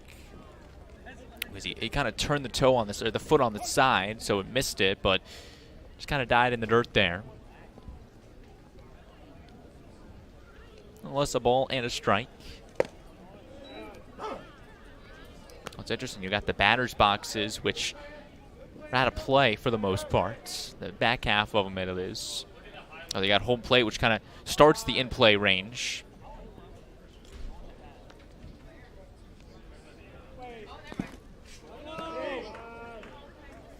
Ball in the dirt, 2-2. But it always gets tough when you get a ball like that that's in the batter's box where the line doesn't necessarily cut and cross. You got to kind of use the edge of home plate, try to make an imaginary line to where the front of the batter's box meets that diagonal line. And it's so tough to do that in one split second. That's why these umpires are up with the best of the best.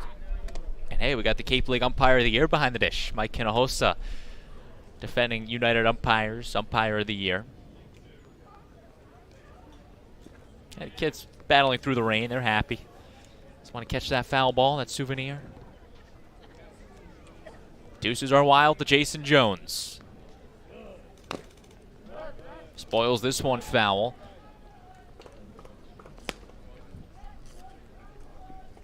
That breaking ball from Firevet, it dips and dips really quickly. You know, some breaking balls will gradually bend.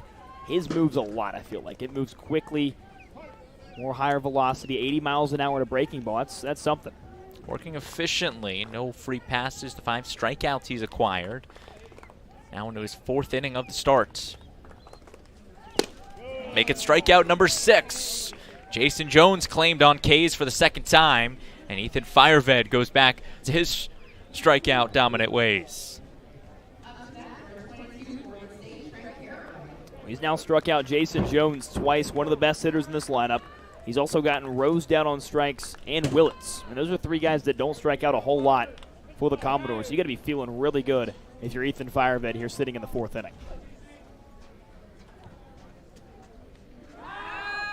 Throwing back to the runner. Fireved pitching in his 3rd game of the summer. He's only making his 2nd start. Previous start coming against the Katuitt Cavaliers a little over a week ago.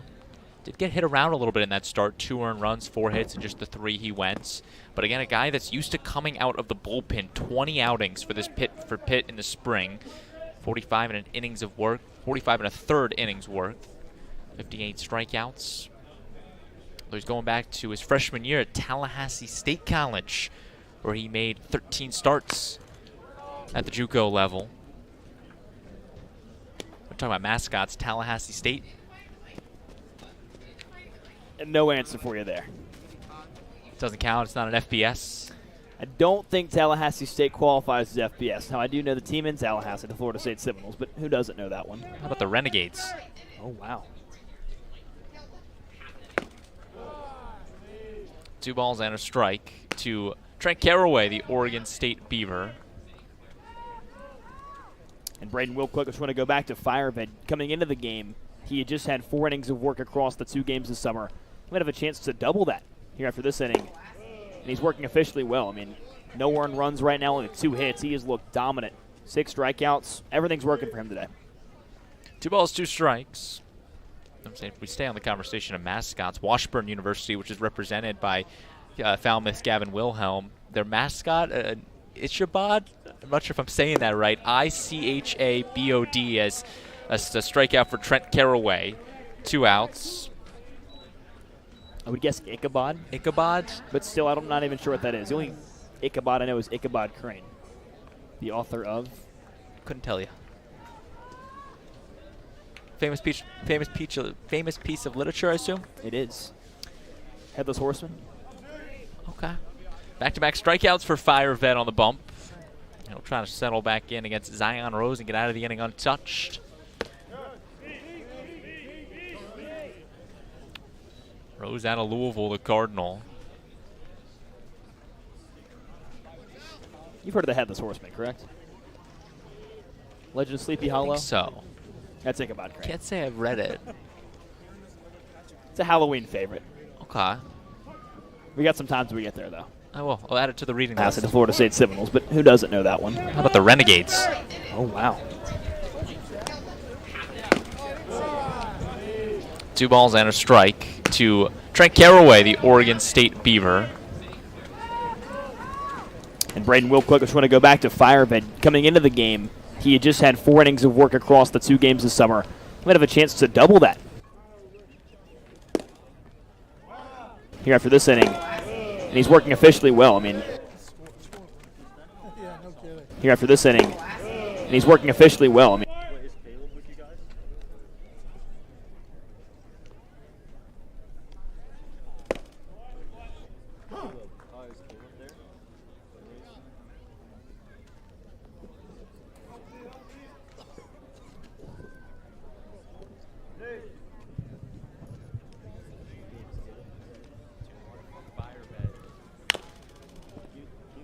All over the head of Brett Becker. Oh, what a play by the kid out there. Barehanded. the stars tomorrow shine tonight. Exactly. My man right there. Might be seeing him here at Guv Fuller Field in the near future.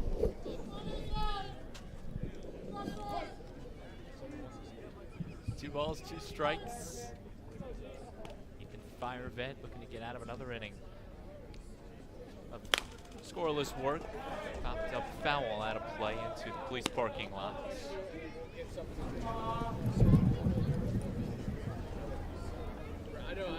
Two balls, 2 strikes.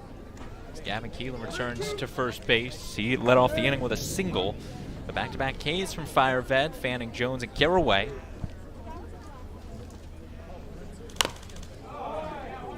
And heads up along the wide-E dugout as the at-bat continues.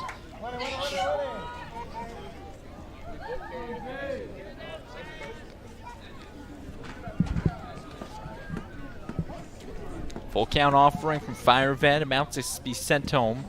0-0, the Red Sox and the Commodores. Both these teams looking to be the first on the scoreboard. The full count pitch, strike 3 looking. 3 straight strikeouts from Ethan Firevet. And the Red Sox get out of 4 innings, maintaining the 0-0 tie. Top of the 5th coming up next from the Guv.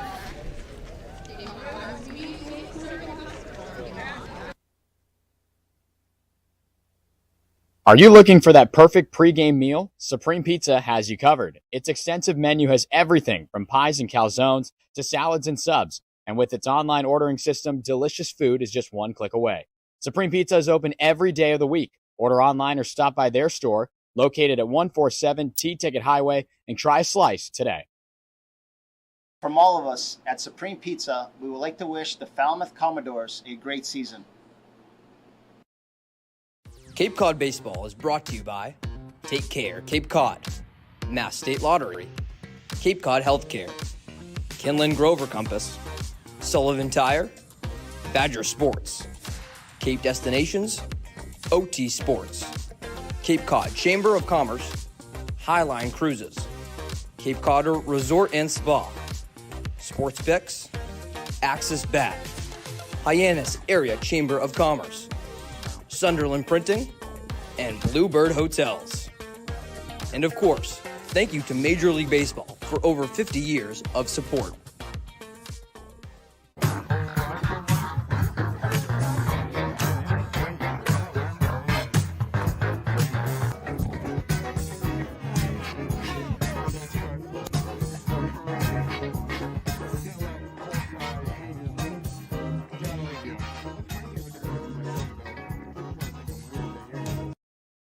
How about that? A nice little mic'd up segment from the All-Star game on Saturday. Again, a great game we saw between the West and the East Division. But we're seeing a great game here tonight, MJ. Scoreless between the Red Sox and the Commodores as we head into the visitor portion of the 5th inning. Yeah, both pitchers working extremely well. A lot of strikeouts between both sides, and Look for that to continue. Maybe look for it to change as the lineup see these pitchers for a second and third time, moving further and further into this game. Francis Ferguson, who once again staring into the camera.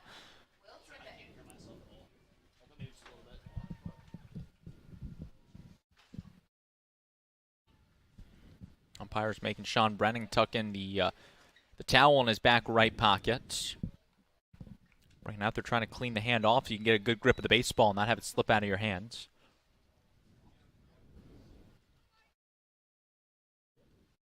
First batter in the inning is Will Tippett. He sees ball one. Tippett went down on strikes in his first at-bat in the second inning. Out of South Carolina. And it's been a game that the pitchers have dominated so far in the first half, MJ.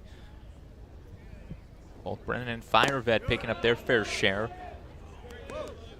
8 strikeouts for Fireved, 5 for Sean Brennan in just the first 4 innings. Really efficient stuff. You love to see little pitchers duel on the hill, and it's harder to pitch today, especially with the rain, but these guys have both come out and dominated. If you think about it, 8 at-bats between the teams combined. That's what, 24 at-bats we've played, 13 of which strikeouts. A little over half of them been sat down on the K. And Tippett looking to rewrite his fortunes. The 209 hitter, native of Stone Mountain, Georgia. Pulls back the bunt, it's 3-1. The Red Sox, through the first 4 innings of play, have picked up a hit in all 4 innings, but they've left that runner on base all 4 innings. So the same line, 1 hit, no errors, 1 guy left on base, all 4 innings for the Red Sox thus far. Brennan's 3-1 offering. It's a called strike on the outer third of the zone. The count now runs full. A lot of full count at bats, Braden. We've seen a handful the last few batters, and Sean Brennan has dominated each and every one.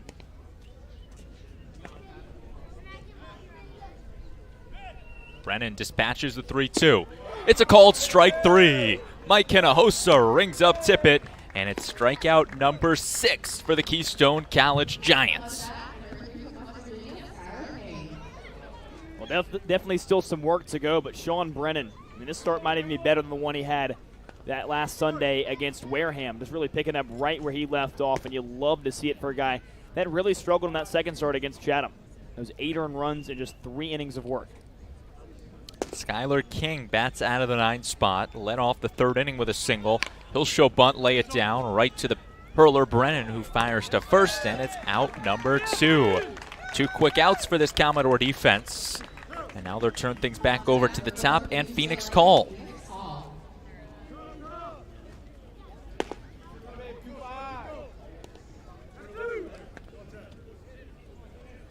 Burkett playing first base, the Stetson Hatter.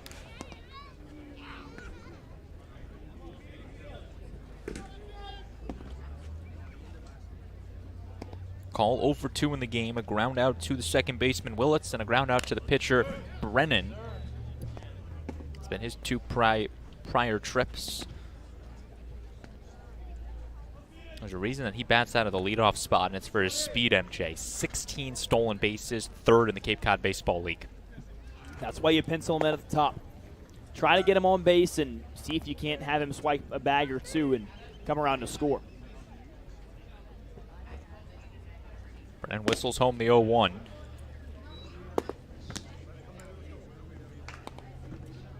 Phoenix, a 15th round pick by the Boston Red Sox in the 2023 MLB draft, decided to go back to UCLA.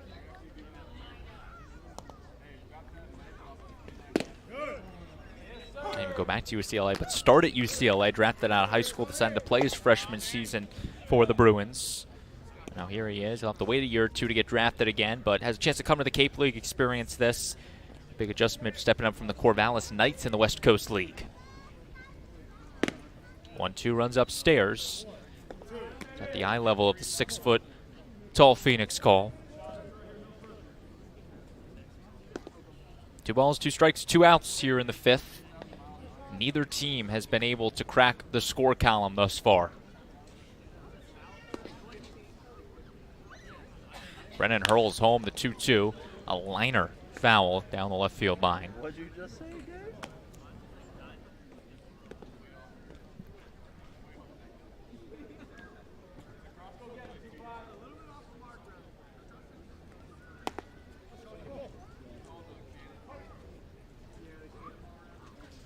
He'll do it again, 2-2. Brennan just one pitch away from getting out of his 5th inning of work. Whips home the 2-2. And this one is spoiled off foul. Neither side willing to give in. So many good battles, these last few hitters for YD. Sean Brennan now at 76 pitches. Right-hander getting loose down in the bullpen. Would expect this maybe to be Brennan's last inning. If not, he can go one more, but time's definitely taken on the righty. Brennan sends home the 2-2. This one lined into left field. It's a single for Phoenix Call, and he now has himself a little 4-game hit streak. How bad at just jabbing that one into left fields. And the leadoff man is aboard, but there is 2 gone in the inning. That's really the first battle that Sean Brennan has lost today. So you can't hang your head too much. You just got to go and now attack the next hitter. You still just got one more out to get you back in the dugout and get through 5 innings scoreless.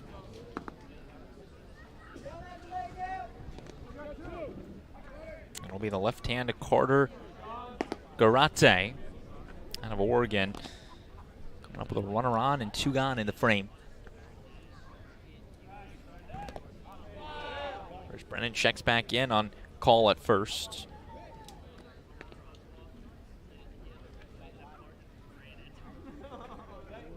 Garate 0 for 2 with the ground out and the pop out.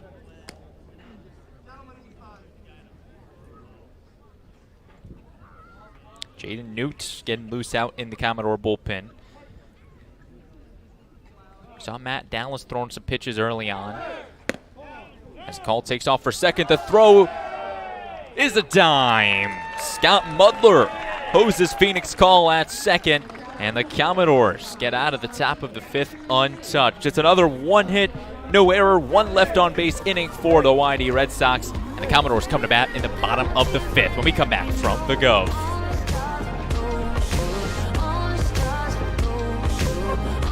Hi, my name is Matt Burgess, General Manager here at Falmouth Country Club. We have a unique 27-hole public golf course with a beautiful layout that is family-oriented. Kids play free here at Falmouth Country Club.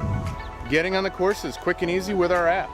You can book tee times, get yardages with GPS, use our interactive scorecard, track your stats, and receive exclusive in-app offers. Falmouth Country Club is a true Cape Cod classic and a local family favorite. See you on the course. Introducing Open Cape, the local nonprofit internet service provider in this region. Open Cape's fast and reliable network is 100% fiber optic, providing affordable internet connectivity. To learn more, visit opencape.org and always speak with a live Open Cape representative. Open Cape, providing choice and competition for your home or business and the official internet provider of your Falmouth Commodores. We are Open Cape.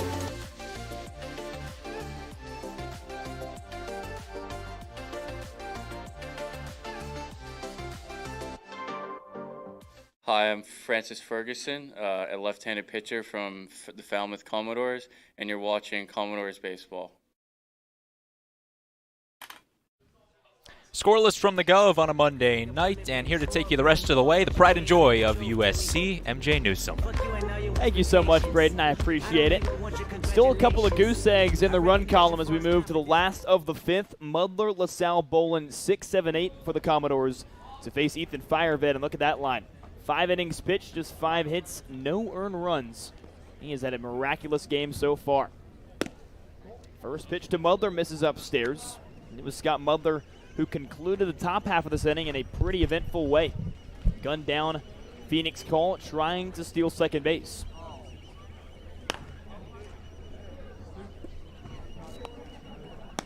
Last time we saw Scott Mudler was on Friday against Orleans. He came off the bench in relief of Carson Bowen, who got the start on Saturday for the West Division of the All-Star Game. That might have been the plan all along. And Scott Mudler had a big triple at Eldridge Park, his first of the summer. Yeah, definitely fired the squad up there, seeing a nice triple from the catcher. Especially at Aldridge Park, you got the short porch to right field. Same with left field. Not necessarily an ideal location to get the triple. 434 to dead center. He found that right center gap.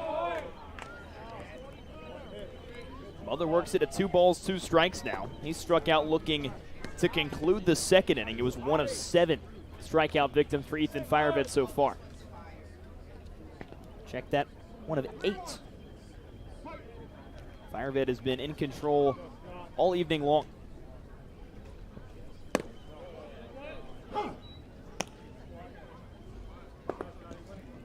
That last pitch was 3 balls and a strike. Now it's full 3 balls and 2 strikes. And he came into the game with just 4 strikeouts on the season. He has doubled that. Just 1 game. One runs it too far inside and puts Scott Mudler aboard to get the 5th inning going. Now it's been 3 straight innings for the Commodores with the leadoff man on. We'll see if that finally comes around and pays something off. You mentioned the leadoff guy's on, but after the Commodores have gotten the leadoff guy on, 0 for 2 with 2 strikeouts is the second guy up in the order. And Jason Jones and Robbie Bolin, so you got to be able to get the second and third guys hitting. LaSalle was the guy who got the trend going in the 3rd. He led it off with a single.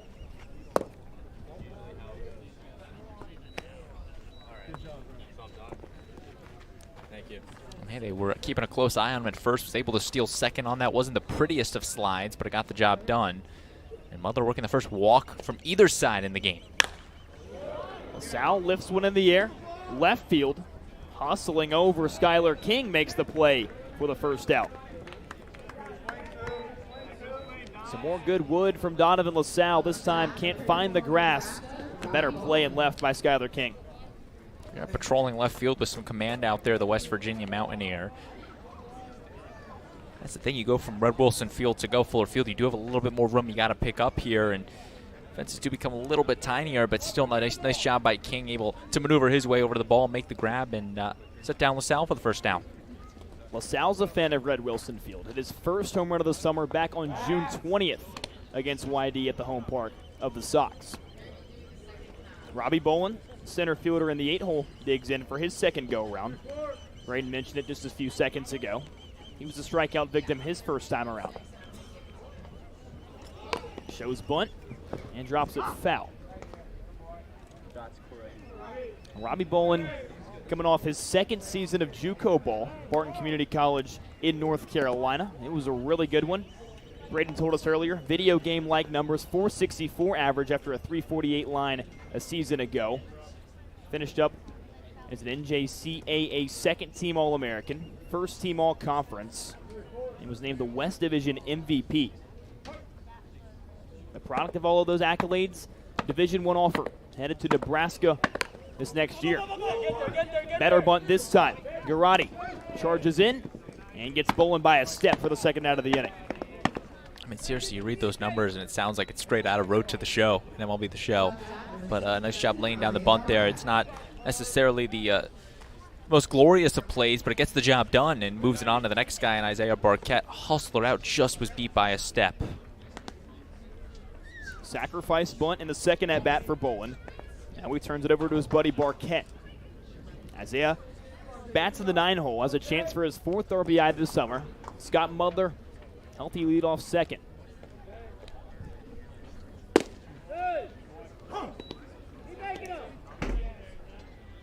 Barquette a ground out victim back in the 3rd. It was Carter Garati over there at the hot corner to make the play.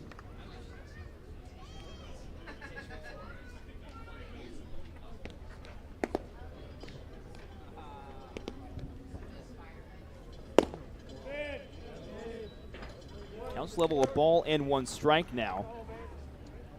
Definitely still a chance to do it here, but if Barquette's able to put one in play and he gets out, it will be the first inning that Ethan Firevet has not had a strikeout. Mentioned he's already got 8 so far. But he's now in prime opportunity to do it again.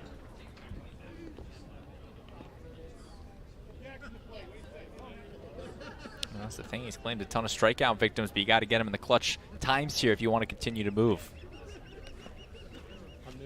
1 ball, 2 strikes to Barquette.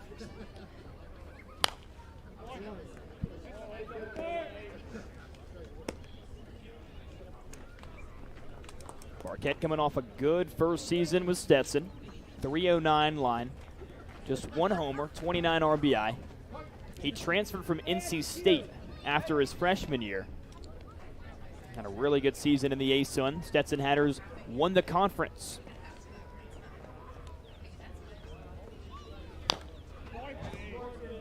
Not only did they win the conference, Brain, they went on to the Tallahassee Regional. It's a couple of teams they had played multiple times that year in UCF and Florida State. They even ended Alabama's season. Crimson Tide came in under first-year head coach Rob Vaughn. A promising season, got a little away from the SEC play. Stetson put the icing on the cake for the Tide. Mike Brennan Firevid working his pitch count up. 75th pitch of the evening coming up. Comes 8. Fight. Yeah. Back up the chute. A base hit into center. Mudler wheels around third. Throw to the plate's a good one. On time and on target.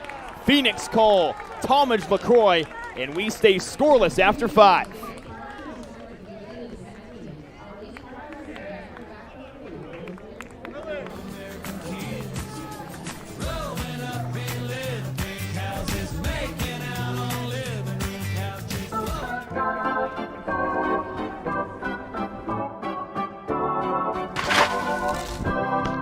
You'll always be safe at home with the Diana Lucevero Group at Compass Real Estate.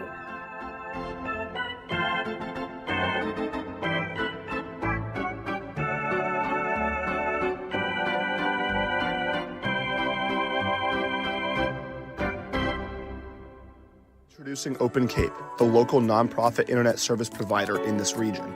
Open Cape's fast and reliable network is 100% fiber optic, providing affordable internet connectivity. To learn more, visit opencape.org and always speak with a live Open Cape representative. Open Cape, providing choice and competition for your home or business and the official internet provider of your Falmouth Commodores. We are Open Cape.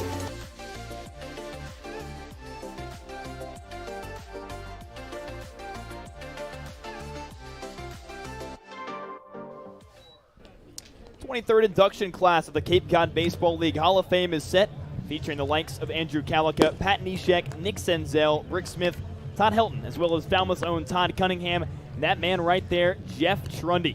Ceremony is set to be held on November 17th, beginning at 9 a.m. at the Weequassett Inn, located in Harwich. Buy your tickets today by visiting CapeCodLeague.com.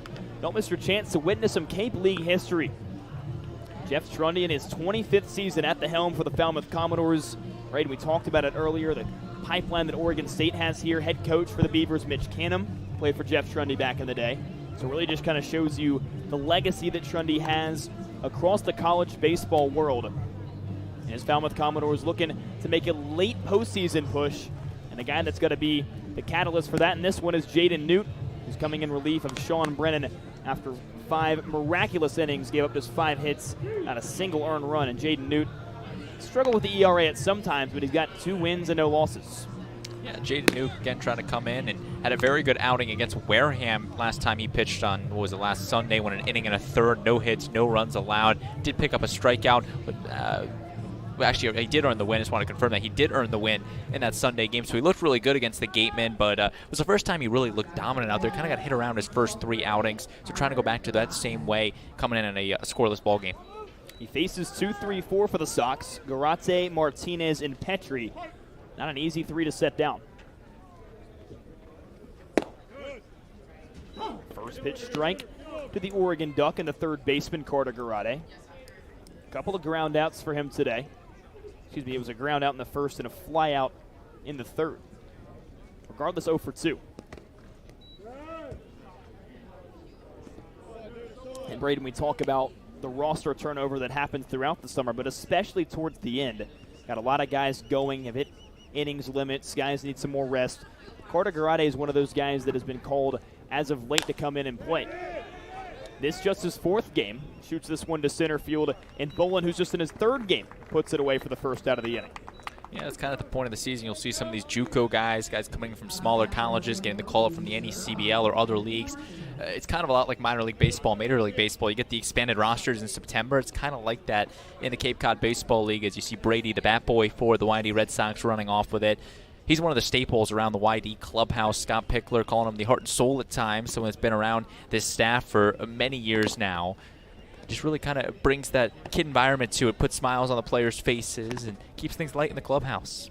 The players may come and go, but Brady will always be there for the Sox, all 40 games and beyond. You know, the Red Sox already have that East Division locked up. Just looking to play for some pride and joy the rest of the way.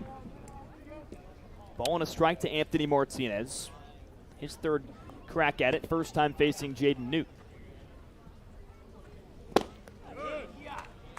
Newt off to a good start. Has him at a 1-ball-and-2-strike count. I think with this Red Sox team, MJ, they're able to win the East Division, but it feels like the semifinals has kind of been their kryptonite, been eliminated the last 2 years by Orleans and Brewster in the semifinal round. So close to getting to that championship, but not able to quite get there. The last time they made it to a Cape League Championship Series, 2016, when they took down the Commodores. It's crazy. That was 8 years ago. Time is flying by. That pitch flies by upstairs. It's a full count now. 3 balls, 2 strikes to Martinez. Looking to replicate that first at-bat he had in the first inning. He singled into center field. One of 5 base knocks for YD tonight.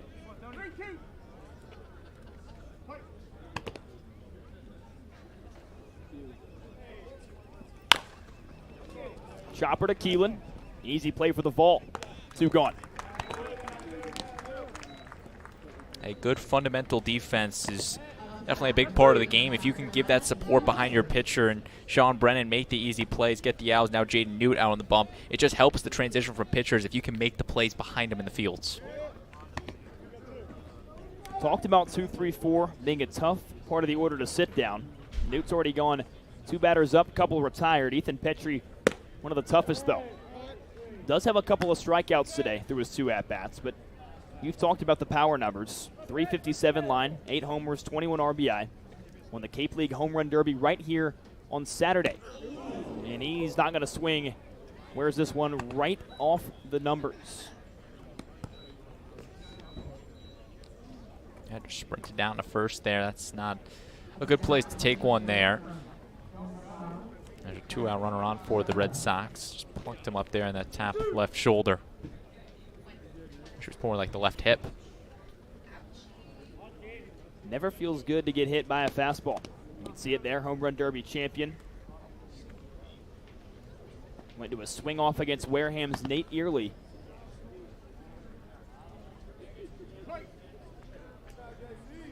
Still 2 gone. Lineup turns to the 5-hole Jackson Cirillo.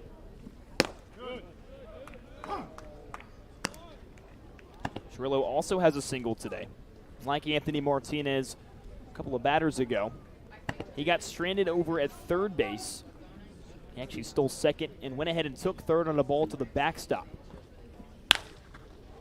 Hard hit through the 4-hole. It's a base hit again. Single into right field. LaSalle rifles it into third base. Throw just a bit off. Pulls Caraway off the bag. Petrie hustles into third. Cirillo reads it well, goes to second. All of a sudden, Whitey's got a chance to break our scoreless tie.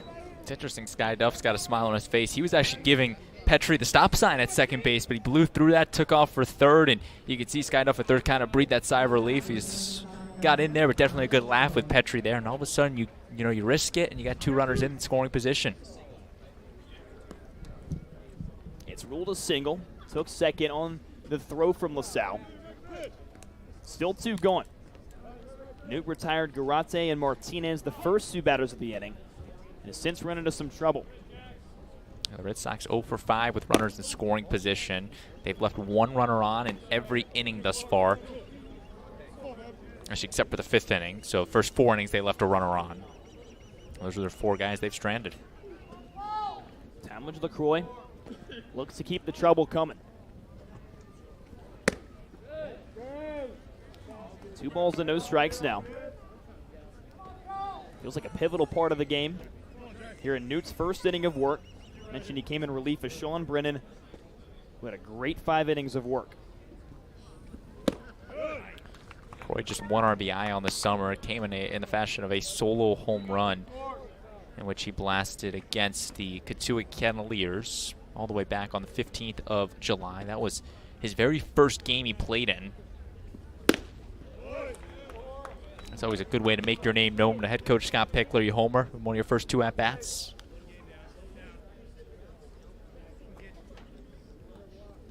Pickler would love his guy to pick up a base hit. Would likely score 2 with the speed of Chiarello on second. Back up the middle.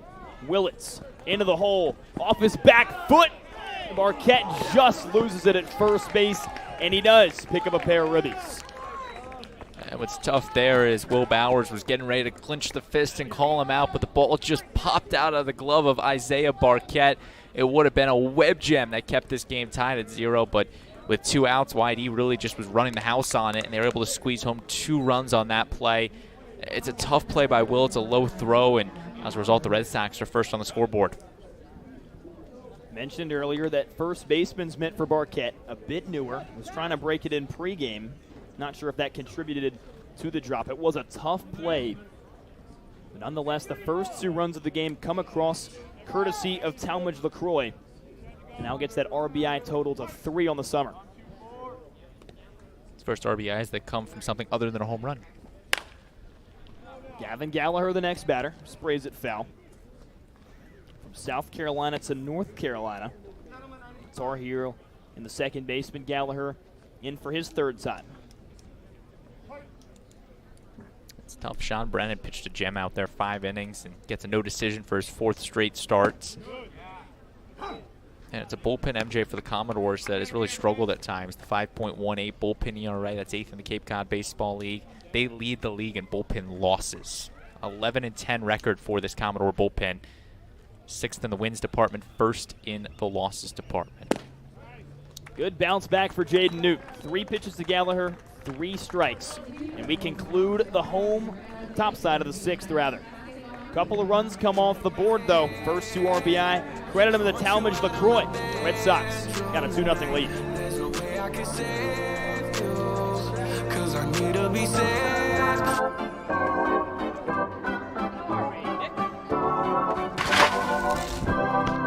You'll always be safe at home with the Diana Lucevero Group at Compass Real Estate.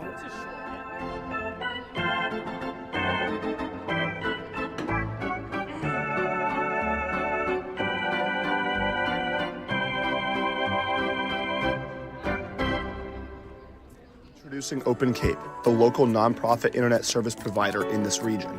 Open Cape's fast and reliable network is 100% fiber optic, providing affordable internet connectivity. To learn more, visit opencape.org and always speak with a live Open Cape representative. Open Cape, providing choice and competition for your home or business and the official internet provider of your Falmouth Commodores.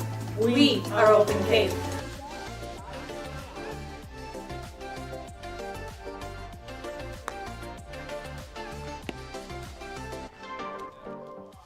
2-0 YD as we head to the last of the 6 here at Guv Fuller Field. An off day yesterday, and to talk about more of the players' favorite off day activities, we cast it down to Aiden Blank, the 3rd member on our team. I love that. Perfect fun, MJ, for our sideline hit of the night. Now, we're talking about Edward Hart, right? Off day yesterday. A lot of players like to go fishing, but Ed's from Texas. Now, he told me that he grew up in Texas, kind of fishing on maybe property and mostly small ponds. So I think safe to say that that he has enjoyed his time in the Northeast where, yeah, we have considerably better fishing than anywhere else in Texas. Small stuff. He was telling me he's hoping to catch a shark before the summer ends. May only have one more chance to do it, MJ, though. As of now, only one more off day this week for the Doors. That's right, Aiden. One more off day coming up on Wednesday. Shark catching, that's an exciting thing. I actually have caught a shark before. I did it down in Florida after my senior year of high school. I've never known that. It just doesn't come up in conversation. I guess it just doesn't. I mean, it was not exactly, a mammoth shark. Most sharks, I'm going to try to find a picture of it real quick. Geez. Most sharks, of course, when you think of them, are just like massive. This one wasn't huge. He was like a fish-sized shark, but a shark's a shark. How do you know if you catch a shark, though? Well, the fishing guide I was with told me it's a shark. I mean, it looks like a shark. I'll show you. Well, as we get ready to find this, Gavin Jones, the new pitcher in for the YD Red Sox. MJ still tries to find this picture of apparent shark he got. I promise you it exists. Unless Jones pitching in his first game since the 19th at Orleans, pitching into his 7th game of the summer. Jones faces the top of the order for Falmouth. Starts with Jackson Willits, Keelan, and Jason Jones. Good swing from Willits, but right to Petrie, and the right fielder retires him for the first out of the inning. Here's the picture. Oh, I thought it was going to be like a bigger shark. See, I told you, it's not a massive shark. It's a shark, though. It's a shark. Hold on. That's a shark, right? I thought it was going to be like much bigger when you caught a shark. Like I thought you were going to catch like a great white or like a hammerhead or something. That's the thing. It's not exactly like your big sharks you see on Shark Week. It's a little guy. Okay. But a shark's a shark. I guess I didn't realize that you could catch a shark with a fishing rod. I mean, to Aiden's point, I mean, there are sharks around Cape Cod. I think it's funny, Ryan Smythe, when he was talking to Sean Brennan at Wareham, I asked Sean, I'm like, hey, what were you saying to Ryan Smythe? And he's like, he just gave me one piece of advice. And he said, watch out for the sharks around here. And I'm like, of all the things for an associated coach to tell his pitcher, hey, welcome to the Cape, so glad you're here. Watch out for the sharks. Always a little interesting nugget there. Gavin Keelan, the next batter, sends it foul. And this might be a stupid question, but then what do you do with the shark once you catch it? Either toss it back in the water, or you can keep it. We actually ate some of the shark that we had. Shark is not exactly the best thing to eat, but we did eat it, and it was cool to say that I've tried shark before. What does a shark taste like? So it's been a minute since I've eaten it. It was a little chewier, I want to say. It wasn't exactly the most flavorful thing. There are definitely better sea animals to eat, better fish. Shark exactly not at the top of the list. Okay. But yeah, it was a cool experience. I won't lie. Yeah, I can't say I've done that. No, not many people have, I think. Sounds like Ed Hart's trying to get on that exclusive list. Yeah, maybe I should talk about it a little bit. Gavin Keelan walks, comes aboard, first base runner in the inning. Here comes the YD pitching coach to talk with Jones after just two batters. He's coming in relief of Ethan Fireved. Braden, we talked so much about how good of a day he had. Cannot go unnoticed. 8 strikeouts across 5 innings, just 3 hits allowed. Really spectacular day for a guy that only pitching in his 3rd game this summer and coming into the game had only thrown across 4 innings.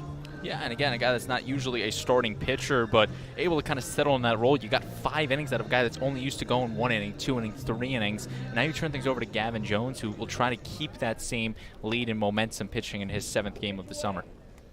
You saw it there. He's thrown 7 pitches so far, just 3 for strikes. He did get Willits to line out to Petrie in right field, but then walked Gavin Keelan. Things don't get any easier from here. Jason Jones, Trent Carraway, Zion Rose.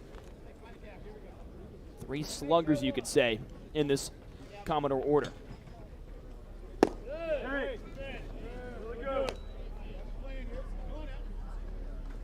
Jason Jones looking to extend his hot streak. Braden mentioned earlier. Hits in 7 of his last 9 games.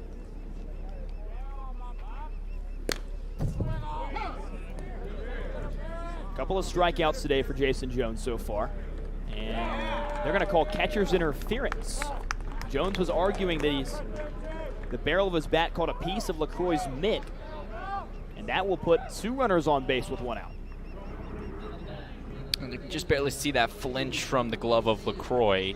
And it's tough as a catcher. You try to snag that baseball, and you want to get as close to the plate as possible, but you also got to be cognizant of the fact that there's a bat being swung, so you can't necessarily just stick the glove out there. And that time a free pass for Jason Jones on the catcher's interference. Next batter is Trent Carraway. Keelan at second, Jones at first. Jones starts him out with a big bender for strike 1. And Braden, we're off the heels of the 2024 MLB draft, and Trent Carraway's a guy that got picked pretty early on out of high school. He went to J. Sierra Catholic down in Dana Point, California. Nice block by LaCroix. Keeps the runner stationary. Carraway trying to keep the train going. 1 for 3 runners in scoring position today. But back to the draft, Carraway actually passed up $1.5 million, a signing bonus with the Detroit Tigers after the 2023 draft because he believed he was a day 1 guy. Said he wanted the money, but he believed that he could bet on himself, go to Oregon State, and become a day 1 guy. Now, you look to the mock drafts next year, he's a projected first rounder. Yeah, I mean, that's definitely an interesting trajectory, interesting path to take. It'll be good to see him, pay it off. A great ball player, could definitely slug the baseball.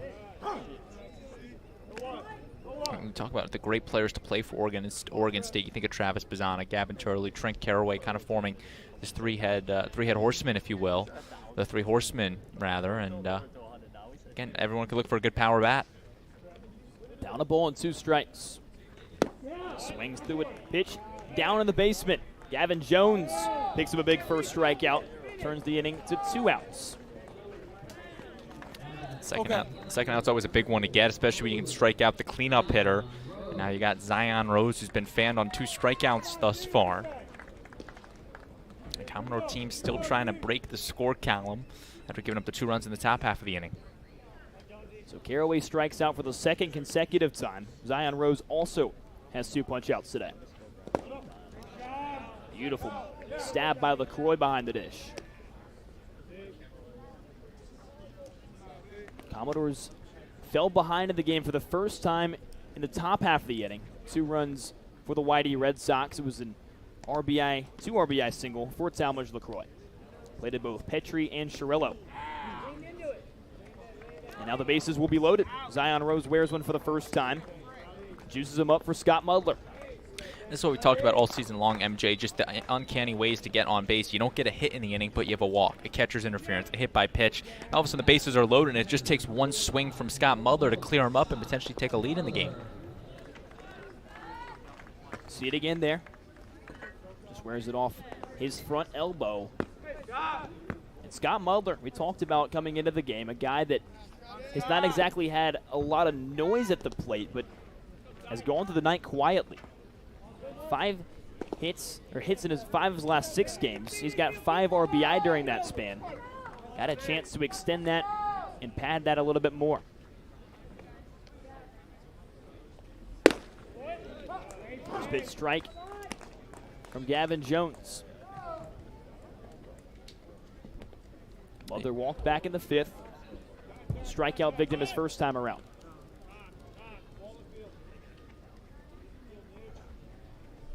You talk about Mudler getting hot at the right time, and boy, could the Commodores use a big hit right here. Really kind of break this game wide open. First time you got a runner to third base. Standing on third base, that is. Mudler touched third before being thrown out at the plates. So really a prime opportunity to break this game wide open. Quickly down, no balls and 2 strikes. Through 11 games this summer, Mudler has struck out 10 times after that one in the 2nd. Bases are loaded for him. Keelan at 3rd, Jones at 2nd, Rose at 1st. Mudler goes the other way, beats the shift, a base hit. Keelan's in. Here comes Jones, Rose to 3rd, 2 RBI single with 2 gone for Scott Mudler. Evens this baby up again here in the 6th. Hey, when you're swinging the hot stick, you got to be in the lineup, right? And Scott Mudler leveling this game off just underneath a diving Tippett. It doesn't need to be the hardest hit baseball, but it just needs to trickle through into the outfield, and that is how you break through. That is the first hit of the inning for the Commodores, and it's a big one. You talked about it before the at-bat, Braden. Commodores just finding clever ways to get on base. A walk, a catcher's interference, and a hit by a pitch, and you finally get that first base knock. And it comes to Scott Mudler, who has been the guy producing the last 7 games now. Make it 7 RBI in that span. And it's a shame, MJ. We had 2 great starting pitching outings, and they're both going to get no decisions from Firevet and Sean Brennan. That's the beauty of baseball sometimes. It can be a tale of 2 halves, and it's certainly proven to be true in this one. Donovan LaSalle digs in. He has a chance to give the Doors their first lead of the night. Rose stands at 3rd base, Mudler at 1st.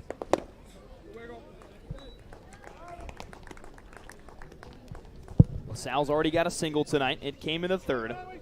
Then had a deep fly out into left field a couple innings later.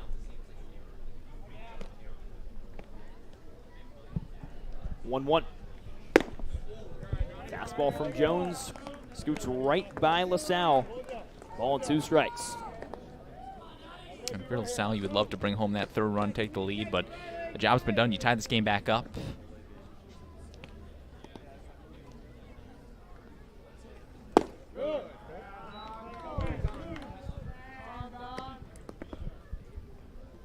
Sal playing in his 23rd game of the summer.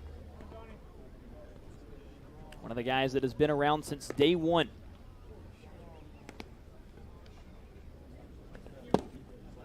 Now he's in a full count, 3 balls and 2 strikes. Just keep working the count. Eventually you're going to get a pitch that you can demolish. And it's been a long inning for Jones out on the bump. Already up to 23 pitches in his first inning. Payoff misses away. Bases juiced once again. New kid on the block, Robbie Boland's got a chance to make his presence felt here at Guv Fuller Field. And again, MJ just finding unusual ways to get on. Only 1 hit from the Commodores, and that was that 2 RBI single. You work the count, you get hit by pitch, a catcher's interference, a walk, another walk. That's how you're able to squeeze home these multiple runs. Robbie Boland has just 1 hit through the first 2 games this summer. Playing in his 3rd.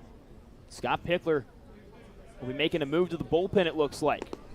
Day's going to be done for Gavin Jones after just 2/3 of an inning.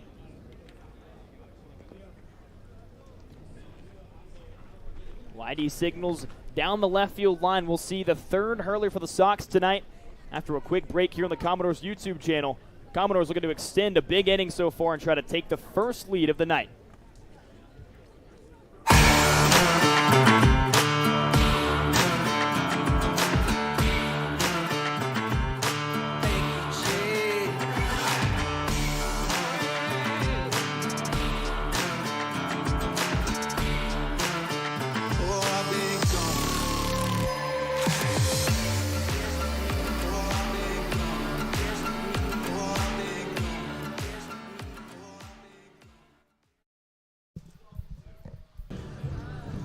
Another call to the bullpen for the YD Red Sox. Gavin Jones came in relief with Ethan Fireved.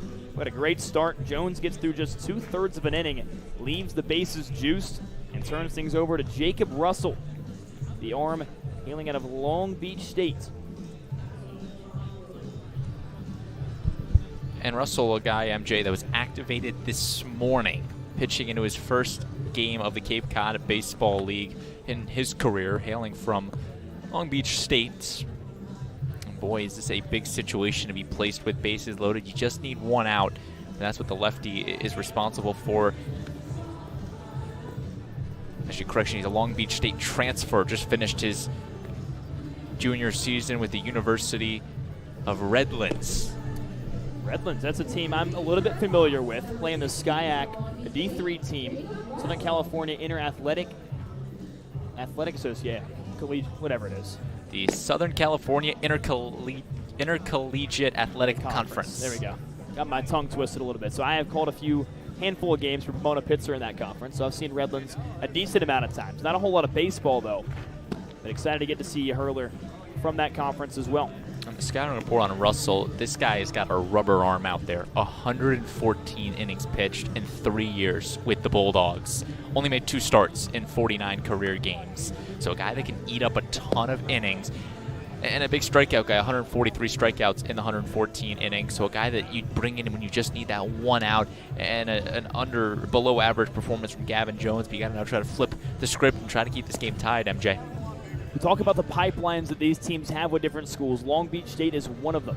Kellen Montgomery, the right-hander from the YD Red Sox, no longer on the roster, hit his innings limit. He started the game the first time these 2 teams met at Guv Fuller Field, the 2nd overall time this summer. He's a Long Beach State guy. We know Scott Pickler's a California guy himself. There's a lot of West Coast guys on this squad. And that's the beauty of it, MJ, when you've got, a guy in the transfer portal. They know pick. They know the Cape Cod Baseball League. And when you see a guy who potentially, could go put him there, that's a guy you want to pick up, a guy when he's that good. And then when Scott Pickler definitely trusts him there and wants to bring him into the Cape League team, signs him to a contract, there's something special about that kid. And Long Beach State going to try to pick up the Southpaw Russell and try to enhance their products. But if you're Russell right now, your mind's thinking this at bat right now. Robbie Bolin, the lefty on lefty matchup. That's why they went to the bullpen. You want to play the matchup, southpaw against the lefty, and you just need to get this one out right here and keep this game tied. Well, here is Robbie Bolin in just his third game this summer for the Commodores. Just one base hit, was 1 for 5 coming into the contest. Does not have an RBI. He's got the bases loaded. Rose at third, Mudler at second, LaSalle at first. It was Scott Mudler who had the 2 RBI single with the bases loaded a couple of batters ago. And if you're Russell, the one thing you cannot do is walk Robbie Bolin. You're brought in to do a job, and that job is to get Bolin out, or worst case scenario, have him put the ball in play, let the defense get the out, but you got to avoid a walk at all costs.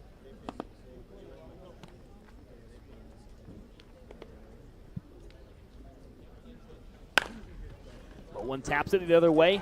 Great play by Garate. Knocks it down, tags the bag, and this inning comes to a conclusion. Scott Mudler, though, highlights it. Couple of RBI, ties it up at 2. We head to the 7th here on the Commodores YouTube channel.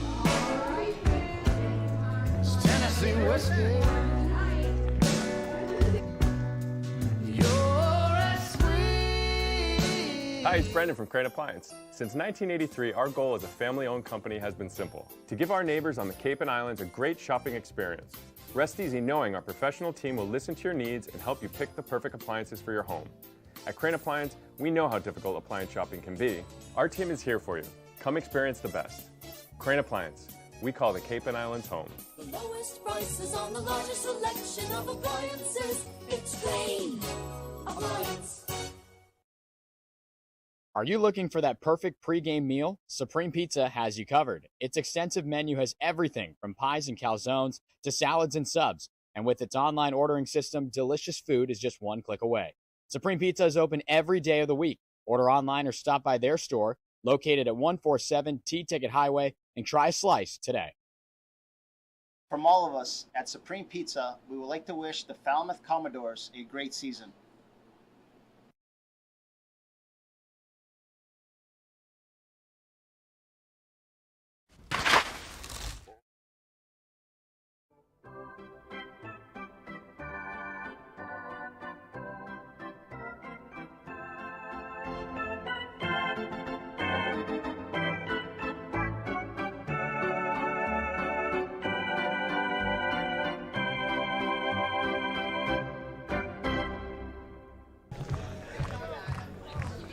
Look at Homer go. The crowd is loving it, especially after Scott Mudler got the Commodores their first 2 runs at the bottom of the 6th.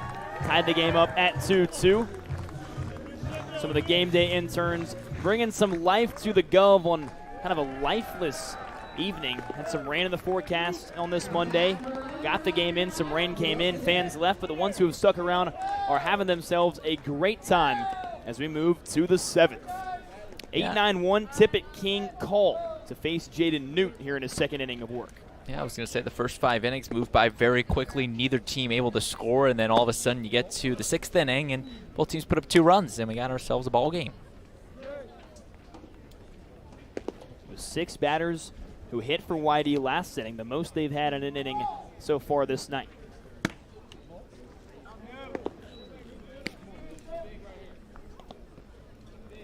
Well, it's interesting when you close the book on Gavin Jones. He got 2 outs, allowed 1 hit, 2 runs, only one of which is earned, though, because that catcher's interference put Jason Jones on. And I was saying it kind of counts the same as like an error.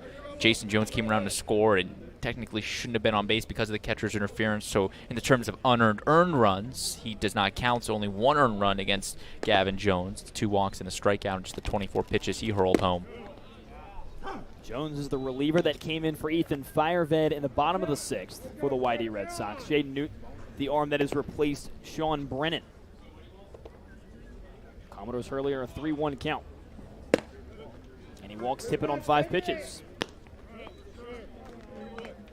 And I guess the good news for the Commodores tonight, MJ, Bourne and Orleans postponed due to wet ground, so a prime opportunity for the Commodores, able to snag a game back. They had an extra game that now gets leveled off with Bourne not playing tonight as Bowen Baker gets warm, but boy, it'd be a great opportunity to pick up 2 points and push yourself a game closer to the 4th and final playoff spot. Lefty Baker in the pen. Lefty King now at the plate.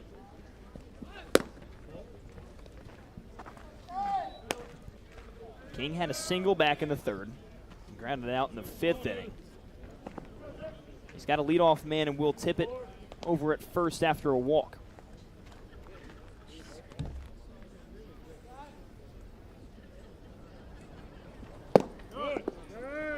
Called strike.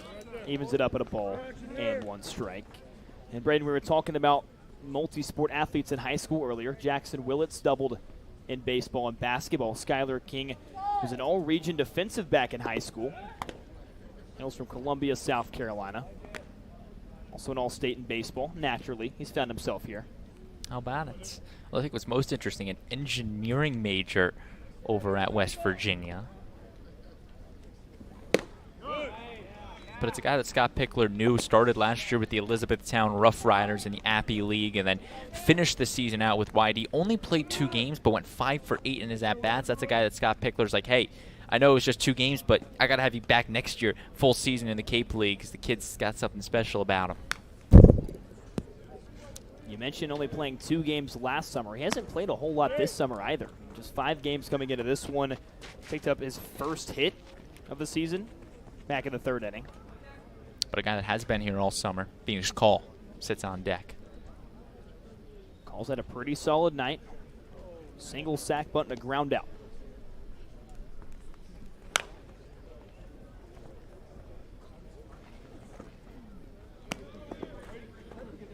Here's Brady.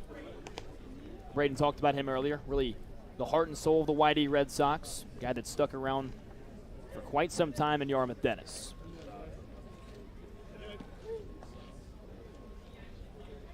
1-2 again. King pokes it. Ricochets off the glove of Newt. And this one's going to go down as an infield single. We had that hard hit single back in the 3rd, but this one's going to look the exact same way in the scorebook. Take another look at it, just poking that one out, and all of a sudden YD's got 2 runners on, no outs, and good opportunity for him.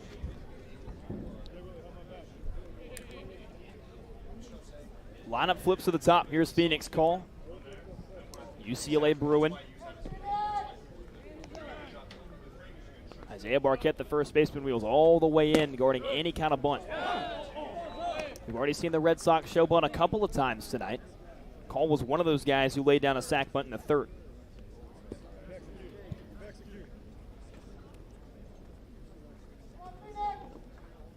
But again, that's the thing with YD. You get the first 2 guys on. You need the next 2 or 3 guys to come up clutch here.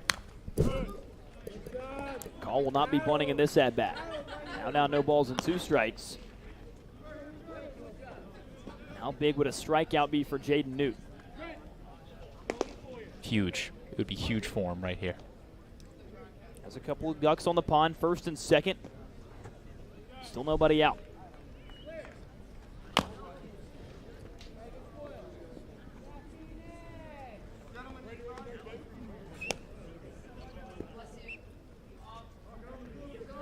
See there for King.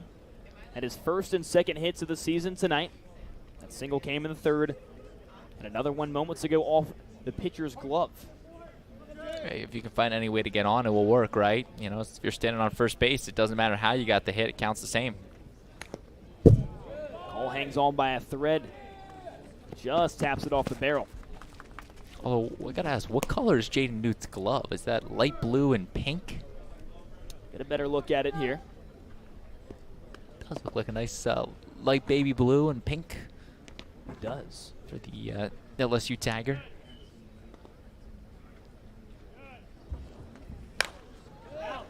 Hey, look good, play good, right? Absolutely. It's all about the style.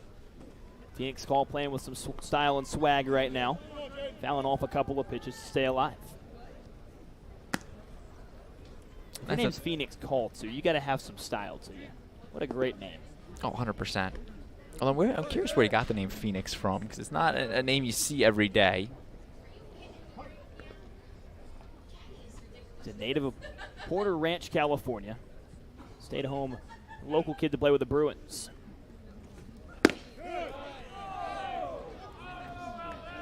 Ball and 2 strikes now. Talked about Trent Caraway foregoing pro ball after high school, headed to Oregon State. Phoenix called a very similar situation. Was also drafted by the Boston Red Sox in the 2023 draft. Decided to go the Pac-12 route. And he's going to be going back to the dugout packing. Big strikeout for Jaden Newt, his first one. Now he's got one gone. Still a couple of runners on, but now a ground ball gets you out of the inning, likely with a double play. Yeah, I was just going to say, MJ, you get that first out, and it kind of takes a little bit off your shoulders. Now you can get out of the inning with one swing, and Mike Landry's going to make the call to the bullpen. When you've got back-to-back lefties and Garate and Martinez up, you want to get the lefty out there. You want to force the matchup here. So it was a good outing by Jaden Newt, but you turn things over to the southpaw in hopes of potentially, calming down this rally and really limiting any damage at all. We'll see Bowen Baker. We'll step aside for a quick second and talk about the Fairfield Stag when we return. Are you looking for that perfect pregame meal? Supreme Pizza has you covered. Its extensive menu has everything from pies and calzones to salads and subs. And with its online ordering system, delicious food is just one click away. Supreme Pizza is open every day of the week. Order online or stop by their store, located at 147 T-Ticket Highway, and try a slice today. From all of us at Supreme Pizza, we would like to wish the Falmouth Commodores a great season. Cape Cod Baseball is brought to you by Take Care, Cape Cod, Mass State Lottery, Cape Cod Healthcare, Kinlan Grover Compass, Sullivan Tire, Badger Sports, Cape Destinations, OT Sports, Cape Cod Chamber of Commerce, Highline Cruises, Cape Cod Resort and Spa, Sports Picks, Axis Bat, Hyannis Area Chamber of Commerce, Sunderland Printing, and Bluebird Hotels. And of course, thank you to Major League Baseball for over 50 years of support. Well, Braden mentioned it. A couple of lefties up in Garate and Martinez. So what does Mike Landry do? He gives to the southpaw Bowen Baker out of the bullpen, who has really been one of the best relief pitchers the entire summer for the Commodores. Take a look at the numbers there. Coming into his 10th game, already has a win, an ERA below 4. Fairfield product has been doing good work. Look at Francis Ferguson, Riley Stanford, Matthew Dallas. Let's have a little staring contest with these guys. Why don't we? Justin Lessing hopping in on the action. See the final line for Jaden Newt. Inning in a third, 3 hits, 2 runs, walk and 2 strikeouts. And I think Francis Ferguson's going to win this stare-off. I don't know. I'm locked in right now, MJ. Kind of has that sly grin that'll make you start laughing if you're not careful. Look at Fergie go, man. He hasn't blinked. Someone check on him? That's not normal, right? Grab the pulse, right? I mean, this has been 20 seconds at least. We'll never know. Time to go. I mean, it's almost like a hidden talent. You can, win every stare-off or staring contest. A big contest right now. 2-2. YD and Falmouth tied up here in the 7th. Carter Garate out of Oregon. Face Bowen Baker. Runners on first and second. King over at first. Tippett at second. 0 for 3 days so far for the Oregon Duck. Playing in just his 4th game this summer.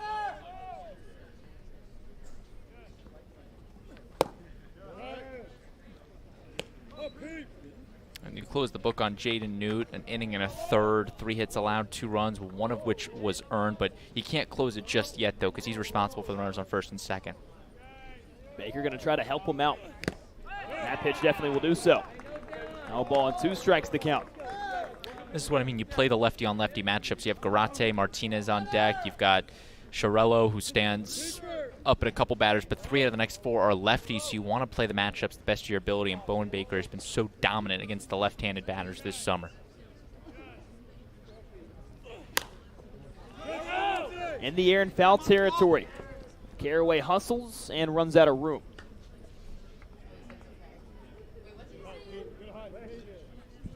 They give the ball to a kid, put a smile on their face. And if you're Garate, you're trying to pick up your first hit of the game, 0 for 3. And the guy that you really don't want up standing in the hole, Ethan Petrie, So ideally, you just get the next 2 out, don't have to face Petrie. Especially with runners on base. Home Run Derby champion still looking for his first long ball here at Guv Fuller Field. Beautiful pitch. Bowen Baker runs it inside and rings up Garate.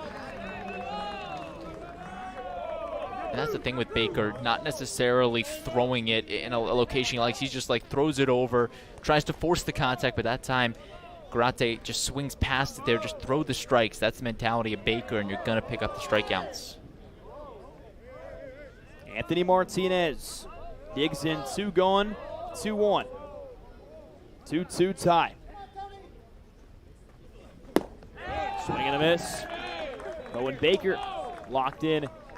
Second batter he faces. About 76 on the radar gun.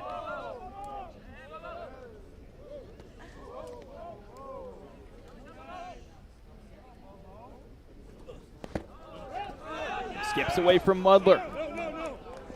Opts to hold on to it, but now a base hit. Might be another 2-run inning for the Red Sox. Both runners advance. Tippett to third, King to second.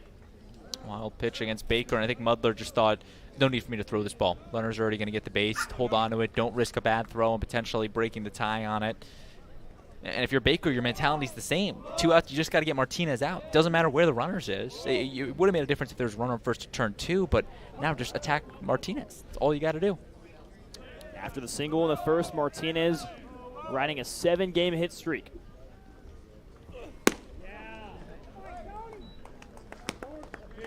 Freshman All-American back in 2023. UC Irvine Anteater. Big 316 hitter in 2024. 394 back in 23.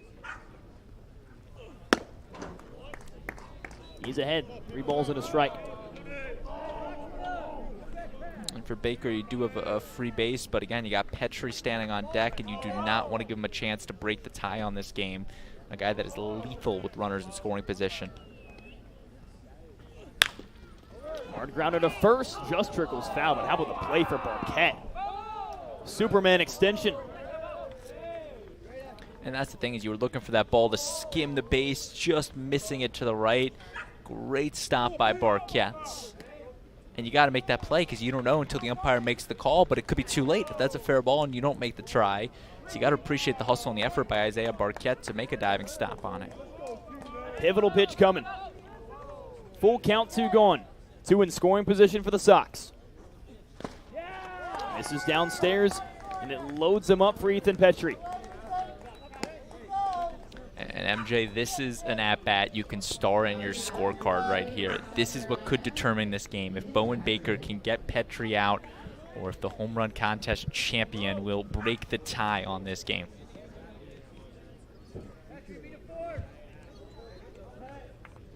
And Petrie went down swinging in his first 2 at-bats, but that hit by pitch, it's going to be interesting if he comes back with some vengeance. Big swing and miss.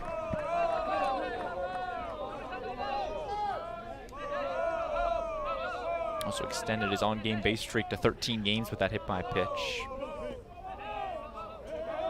A lot of chirps from the Falmouth dugout. Sharp grounder to Keelan.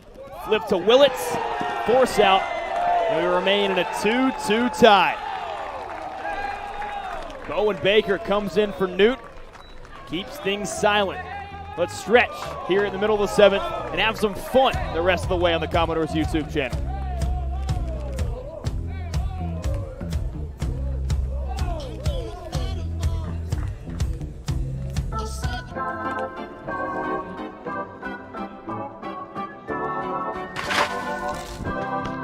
You'll always be safe at home with the Diana Lucevero Group at Compass Real Estate.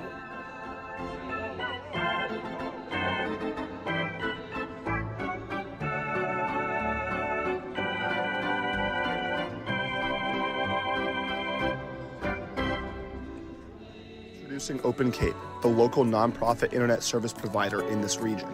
Open Cape's fast and reliable network is 100% fiber optic, providing affordable internet connectivity. To learn more, visit opencape.org and always speak with a live Open Cape representative.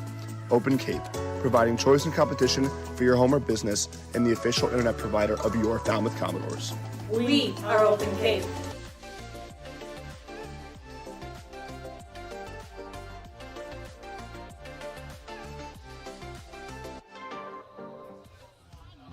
Well, if you're a fan of pitching and defense, this has been the game for you. First half of the game was dominated by the arms. Ethan Fireved for the Sox, 8 Ks. Down the road in his future. Sean Brennan, Excuse me, Doors, 6 strikeouts. And then things kind of turned in the 6th inning. A couple of runs for either side, even amidst some rain. Scott Mulder nearly came home as the first run of the game. Better tag from LaCroix. Here's those 6th inning highlights we were talking about. Mulder 2 RBI, single the other way. Has us here in the bottom of the 7th. 9-1-2. Barquette, Willits, Keelan. Bunt the other way. Barquette, speedster, dive into the bag, he's safe. How about it? We were talking about Superman diving into first base. You know you have the speed, you might as well test it. You against Anthony Martinez at first, and that's a great way to get on to start the inning. Beautiful effort by Isaiah Barquette, doing anything he can to help out his ball club. It's another leadoff single for the Doors, and now the lineup goes to the top to Jackson Willits. And again, that is the team's 5th hit, MJ, and ball didn't go more than, 15 feet? The unconventional ways to get on, the Commodores are excelling in that tonight. Commodores, an important week this week, currently trailing Bourne by 7 points in the playoff standings. Every game has some kind of magnitude to it. Jackson Willits in for his 4th go-around. Still looking for that first base hit. 0 for 3. Strikeout, ground out, and a flyout. See Barquette, the first Falmouth hitter with 2+ hits tonight. This could be 2. Whip it around the horn. Yes, indeed. Garate, Gallagher, Martinez, and all of a sudden, a deuce on the out column. Hey, you got to tip your hat to that, MJ. That's just a great play. Garate snares it from the air. Good job by Gallagher to stay on the base and turn it at second. Just a great defensive play by this YD team. What a scoop by Anthony Martinez at first base, and after a probable start, it quickly comes to a halt. Gavin Keelan now digs in. He's had a single and a walk today. He was one of those 2 runners to come around and score in the 6th.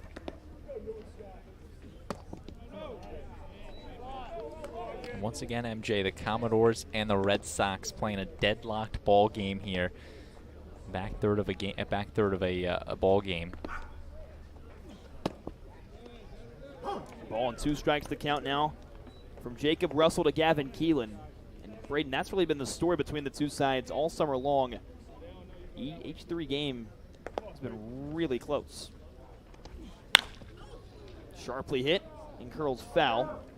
I mean, the first 2 were decided by 2 runs each. Then you get that tie.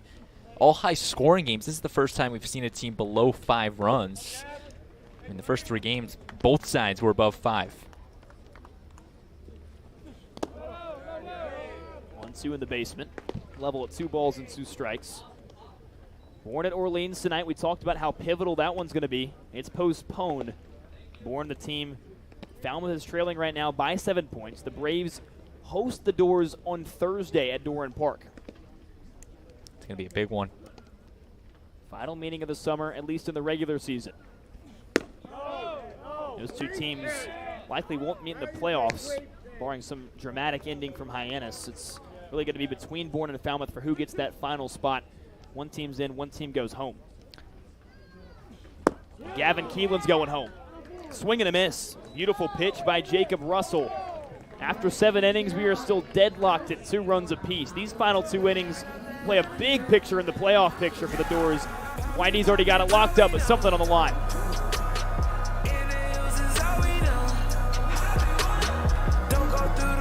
Are you looking for that perfect pregame meal? Supreme Pizza has you covered. Its extensive menu has everything from pies and calzones to salads and subs. And with its online ordering system, delicious food is just one click away.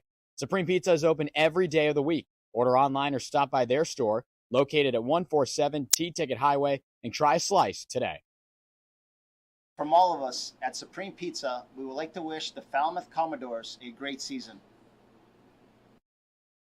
Cape Cod Baseball is brought to you by Take Care, Cape Cod, Mass State Lottery, Cape Cod Healthcare, Kinlan Grover Compass, Sullivan Tire, Badger Sports, Cape Destinations, OT Sports, Cape Cod Chamber of Commerce, Highline Cruises, Cape Cod Resort and Spa, Sports Picks, Axis Bat, Hyannis Area Chamber of Commerce, Sunderland Printing, and Bluebird Hotels.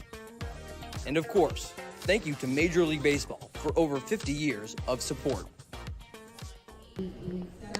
It's crunch time. Here in the dog days of summer for the Commodores. Talked about it, trailing the Bourne Braves by 7 points right now. You can take a look at that remaining schedule, circle the one on August 1st, and then get ready for a marathon on August 3rd. Yeah, it's crazy, MJ. The season's winding down. Under a week to go. 6 days' time, the final regular season game, the trip to Wareham. This season's flown by. It's crazy we're in game 35, and those are the last of the 40 games on your screen. That one on Saturday, the 12 p.m. start, a resumption of Thursday's rainouts at Kitsui. The two sides were in the top of the third. They'll play that one at Lowell Park, and then head back about 20 minutes west to play a full game here at Guv Fuller Field at 6 o'clock. Bowen Baker comes back in after he sat down a couple of batters to silence the Whitey rally. He faces Sherello LaCroix and Gallagher 5-6-7 to begin the eighth. What's crazy, MJ, is last summer Chatham made history playing the first day-night doubleheader, at least in the modern era of the league. Sherello, Willits digs it out of the dirt. One gone. There's a couple times they would play a 1 o'clock game and a 7 o'clock game, but I have to assume this is going to be the first time in league history that you play a doubleheader on two different sites in two different towns in the same day. Because normally you play a traditional doubleheader, 7 innings, you play a 4 o'clock and a 7 o'clock, but at the same ballpark. So a little bit, I guess you could say, unconventional playing that stretch, but 2 big games for the Commodores. It's going to be a fun day. Big day for the Commodores, especially if they can get some wins before it.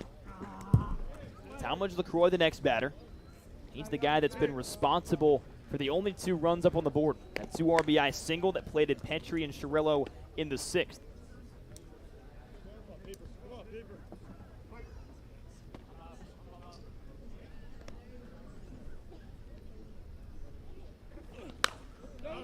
Skies it up and out of play. Quickly down, no balls and 2 strikes. And LaCroix was the guy that put the dent in this game in the 6th inning, that 2 RBI single. I guess you charge an error because of the wild throw, and that's how the 2nd run came home, so only one of the runs was earned, but a big hit to come up. Baker looking for his 2nd strikeout. LaCroix has different plans. Down the left field line and could be trouble. One hops the wall. Around first to second. It's a 2-hit day and now a 2-bagger for Talmadge LaCroix. And check that, it's his 2nd 2-bagger of the day. How about a 3-hit day for the Gamecock? The Whitey Red Sox a chance to strike in the 8th. Big time hit right there, and all of a sudden you got the winning run on second base. And also our stats guys, I guess you could say Aiden Blank all around the ballpark. The 2018 championship, Wareham and Chatham.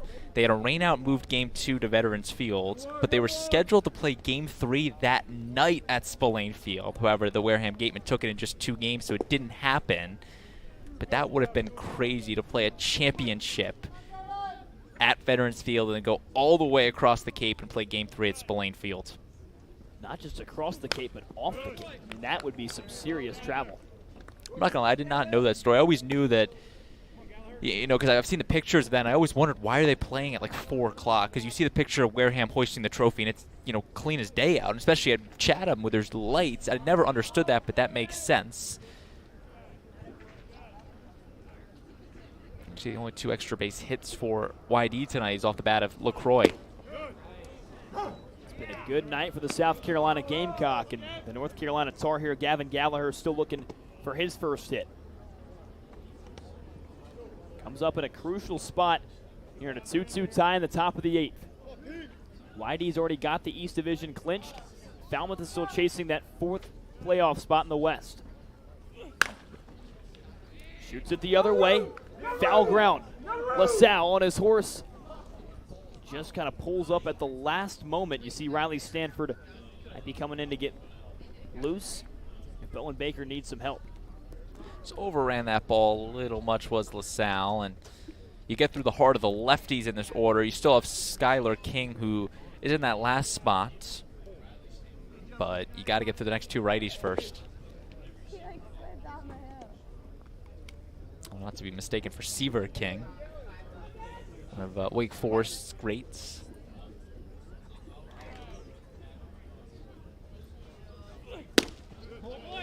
Fastball misses a bit too high to Gallagher. Now it's a ball and 2 strikes. Gallagher, the MVP of the Chapel Hill Regional, coming off a .348 hitting season in his freshman year with the Tar Heels. Swings and misses, goes down on strikes, and Bowen Baker's got a huge second punch out. Puts 2 outs on the board with a guy on base in Talmadge LaCroix. Epic strikeout there, and now you get to Tippett and King, the bottom half in the order. Big second out. We talk about how important it is to get that second out, but now you got to go in attack mode at Tippett. And worst case scenario, if you can't get him, you got Skylar King, the lefty-on-lefty matchup in the 9 spots. Actually, Easton Carmichael's going to pinch hit. We were wondering where he was at, and here comes the big slug bat of Easton Carmichael. The East Division MVP from Saturday night's All-Star game comes in to hit for Will Tippett in a crucial spot. Talmadge LaCroix, the go-ahead run at second. Baker starts him out with a strike.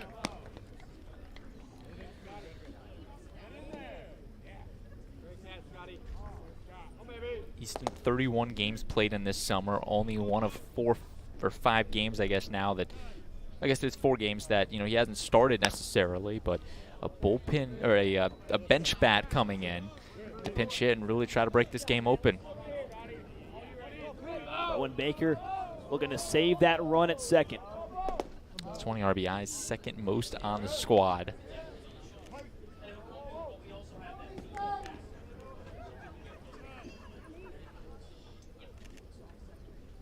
The 0-2. Down in the dirt. 1 ball and 2 strikes. Carmichael 3 for 3 on Saturday in the All-Star game. RBI and a walk. 8th in the league in hits, 8th in the league in RBI.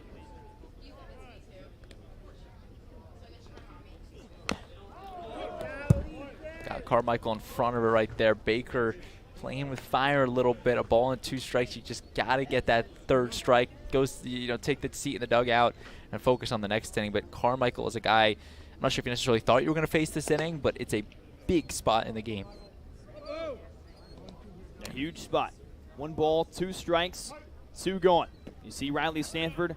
He's there if Baker needs help.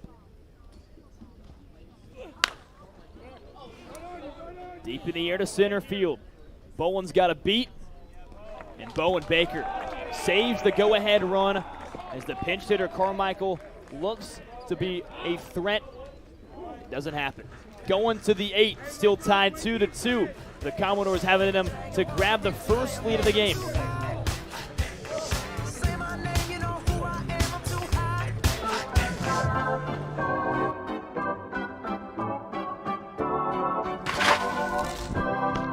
You'll always be safe at home with the Diana Lucevero Group at Compass Real Estate.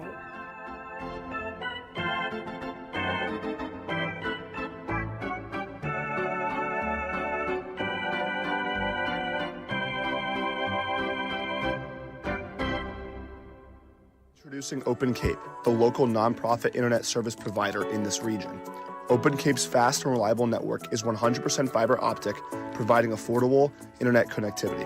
To learn more, visit opencape.org and always speak with a live Open Cape representative. Open Cape, providing choice and competition for your home or business and the official internet provider of your Falmouth Commodores. We are Open Cape.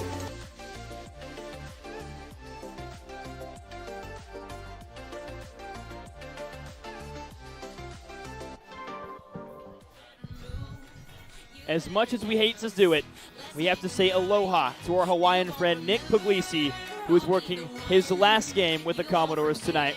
There's Nick down there on the field, and he has done a fantastic job this summer. Guy out of Rice University, working so many different places down there at first base tonight. He's been up here with us at High Home, replay and audio coordinator. Nick, really a do-it-all guy. We cannot thank you enough for what you've done this summer. Now go enjoy yourself.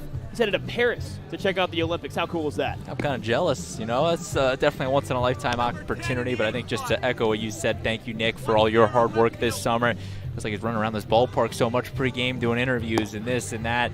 So thank you, Nick, for all the hard work, and a great addition. Really brings the vibes to this Commodore booth. And in Nick's words, like low-key, he's been a great addition to our team. Couldn't agree with you more. As Dylan Delvecchio, the southpaw, comes into the game. Pitched for Harwich last summer, MJ, so he's got some Cape League experience to his name, but he'll be pitching into his 10th game this summer for the Red Sox.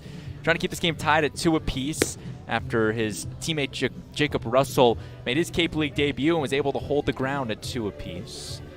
Greeted with the Jason Jones, Trent Caraway, and Zion Rose, the 3-4-5 portion of the lineup.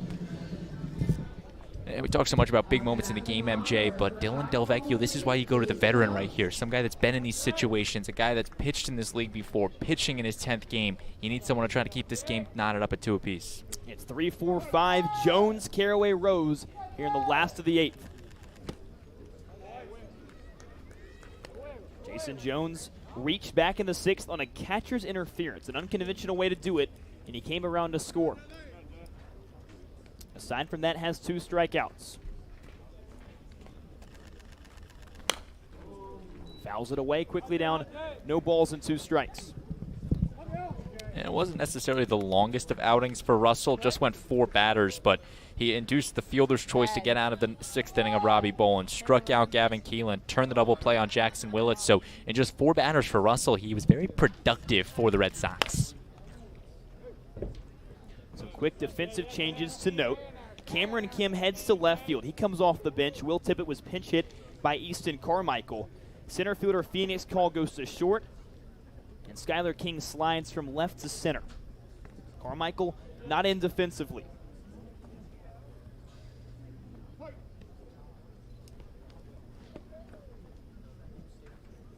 Go to Jones. Fouls it away again. And that was a big at-bat for Carmichael there, not able to get the job done. And now you kind of force your hand a little bit playing the roulette on the lineup card. But if you're the Red Sox, you just want to get out of this inning untouched and keep this tie game.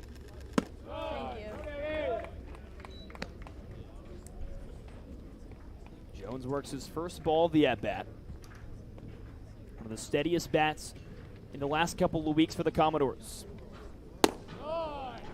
Still looking for his first hit today.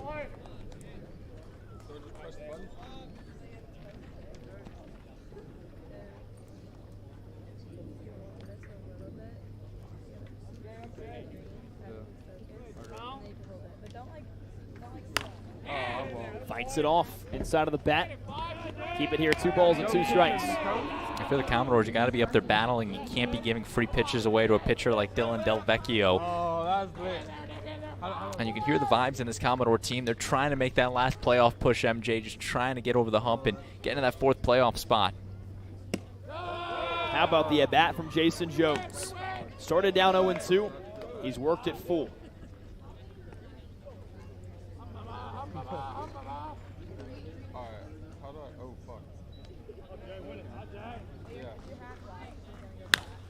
Jones launches it to left field, and oh, it just curls foul. Would have given the Commodores a lead here in the 8th. Yeah, just not able to keep that one in fair territory. A little in front of that pitch from Delvecchio. It's tough when it comes in the off-speed, 77 miles per hour. You got to wait back on it. He stays alive. Jason Jones fighting at the dish here in his 4th at-bat. Pitch number 11 about to ensue, MJ. This is exactly how you work a new arm into the game. You battle him, you wear him out, and you just get that pitch that you can turn on and excel. The boys in the dugout loving it. Trying to find any way they can to scratch and claw a win and take one for the top team in the East and the top team in the league in the Whitey Red Sox. Jason Jones works a walk. 11 pitches in the at-bat. And the Commodores have a leadoff man on here on the bottom of the 8th. That is huge right there. Now you get the heart of your order. Trent Caraway, Zion Rose, Scott Mudler. You just need someone to score Jason Jones, and all of a sudden 3 outs away from getting a win against the Red Sox. It's been a hitless day for Trent Caraway.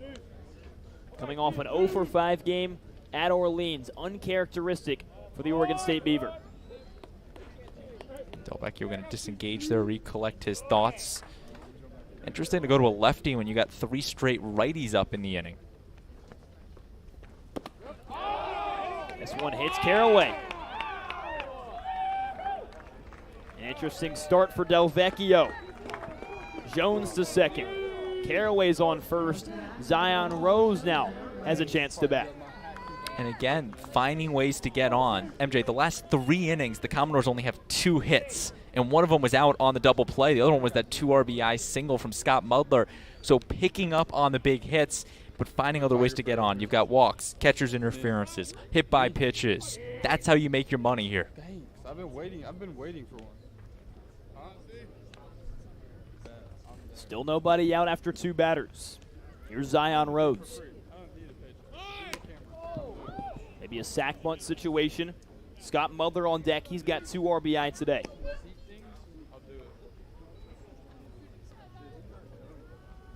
Again, if you're the Commodores, you got to keep the train moving. Go to the next guy in the order here. And the infield playing and trying to protect that bunt, trying to pull the double play. I guess just the corners really in. You got second and short in double play depth. But you got to try to get an out, maybe 2 here if you're lucky. Defense trying to read the bunt from Rose. Already shows and drops it down. He gets the job done. Jones to third, Caraway to second.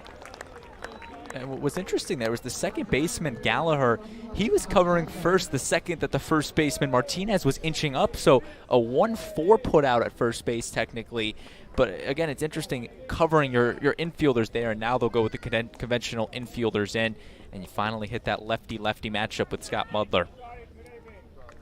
It was Mudler who tied it up in the 6th. Whitey grabbed 2 in the top of the 6th. Mudler answered with a single the other way. They played it Jones and Keelan. It's Jones and Caraway on second and third.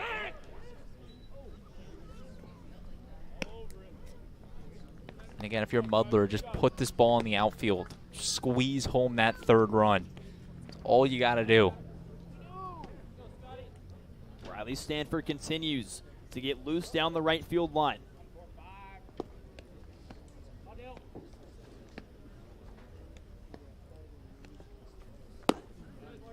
Slider hits the zone for a called strike. You're in the back half of your order here, but you got to try to find a way to produce, whether that be Mudler or LaSalle bowling in the hole.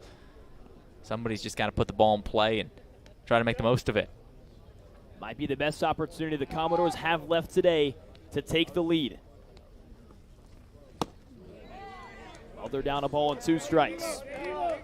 He's got both the RBI tonight for Falmouth. 2 RBI single that came in the 6th.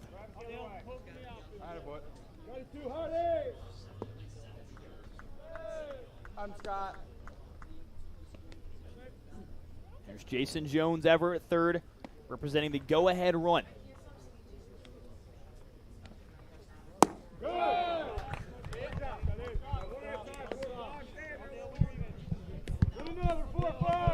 Donovan LaSalle waits on deck.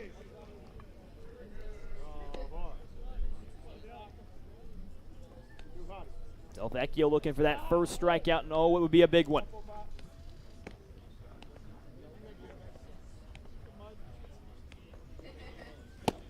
Mudler fanned through it down on strikes. Second time tonight, and there's two gone. What do we keep talking about, MJ? RISP, runners in scoring position. Now 0 for 2 in the inning with runners, or I guess 0 for 1 after the sac bunt. But as a team, you move to 2 and 7 with runners in scoring position. It's up to Donovan LaSalle. Has a single today. He's also walked. He's got to get a base hit to break the 2-2 tie here in the last of the 8th.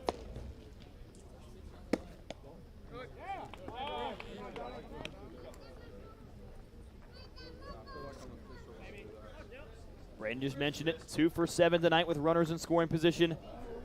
LaSalle can turn the page on that with a base hit.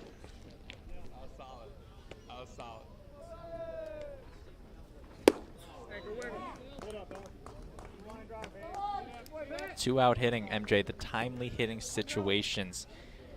The Commodores have struggled to hit the baseball today, but you got to try to find a way to get a hit right here. Just put it in play, force the defense's hand. You can't go down on strikes. 1-1.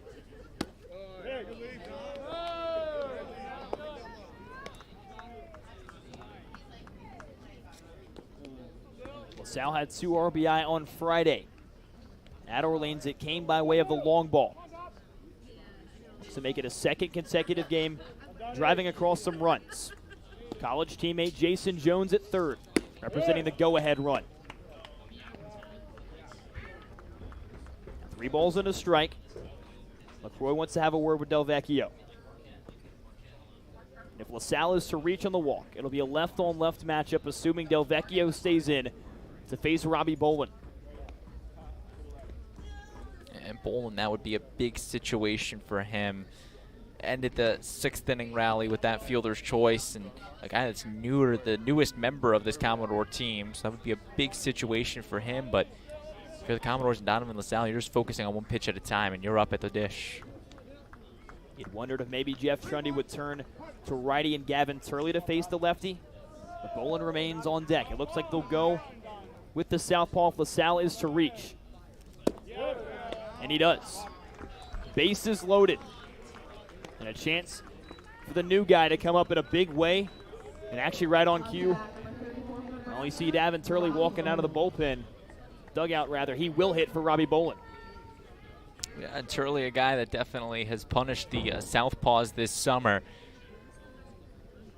And he'll take the trot up there. You just got to, again, just put the ball in play. Turley will likely stay in at center field. That's where he's played defensively this summer for the most part. A guy that already has 1 grand slam this summer. He's good with the bases loaded. And he comes in maybe the biggest and most crucial spot for the Commodores all summer long. Chasing 7 points back of Bourne. A win tonight inches you closer. Actually, if I'm looking at the stats correct here, MJ, versus lefties this summer, Gavin Turley is 2 for 23. That's a .087 average against the southpaws.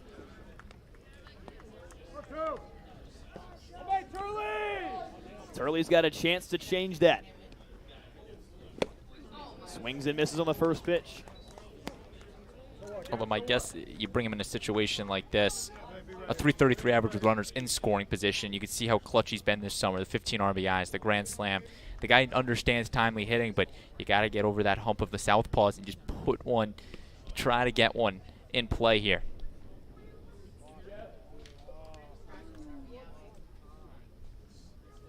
Jason Jones at third. Trent Caraway at second. Donovan LaSalle at first.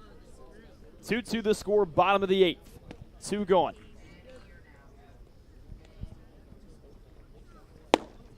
Fastball right down Broadway, and Turley's down, no balls and 2 strikes.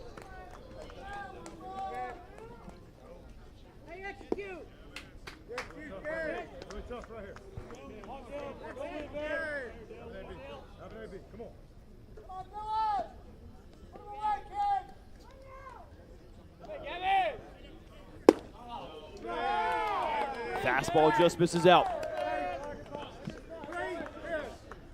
91 miles per hour on the radar gun, MJ. Del Vecchio just trying to power past Gavin Turley.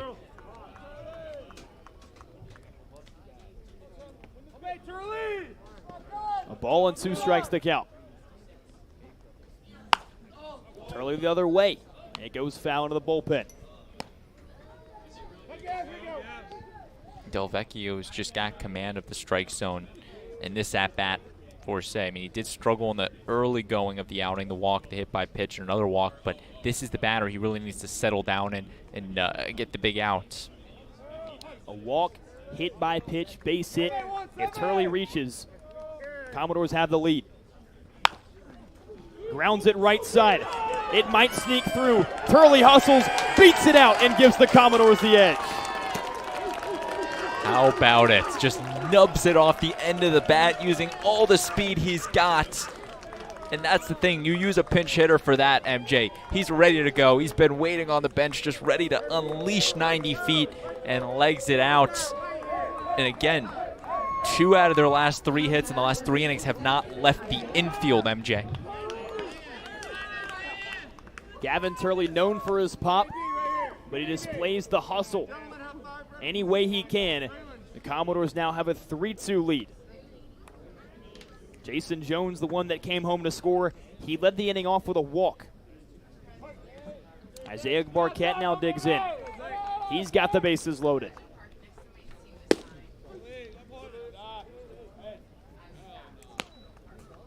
All signs,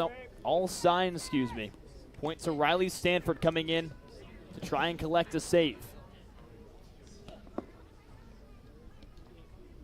We'll have 9-1-2 King, Cole, and Garate due up. And again, the first hit for the Commodores, an RBI single this inning. That's the ultimate definition of quality versus quantity. Quality swing from Barquette. Comes up empty. Isaiah's got 2 singles tonight. It was interesting. Gallagher was almost defending up the middle. Like he thought Turley was going to try to send one up the middle. That he, even now playing, he leaves a giant gap between the first baseman and the second baseman out in a right field, and Turley placed it perfectly.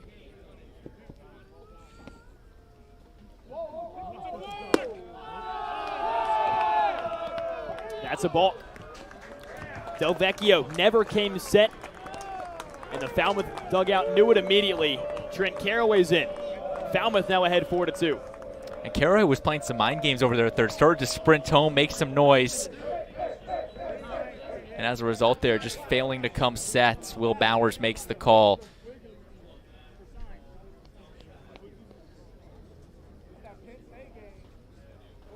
And it's 4-2 just like that. Mike Hinojosa takes a stroll out to the mound. He'll have a chat with LaCroix and Delvecchio. And Braden, that's a big mistake because in the grand scheme of things, one more run is huge with 3 outs to work with for YD. Exactly. It gives you some wiggle room, and just being able to squeeze those runs home. Because, again, you get Barquette the top of your order up, and as I mentioned, it gives you some wiggle room. You know, you give up a home run, fine. You know, you still got that extra run to play with. You do face the 9-1-2. It's just not been an ideal day for Delvecchio up there. Pitch count has run up high this inning. 31 pitches through 2/3. 2 earned runs, 2 walks.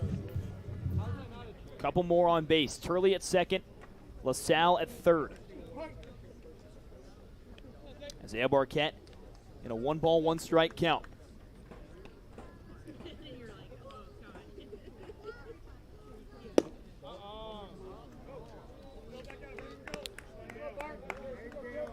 Barquette calls his favorite thing winning.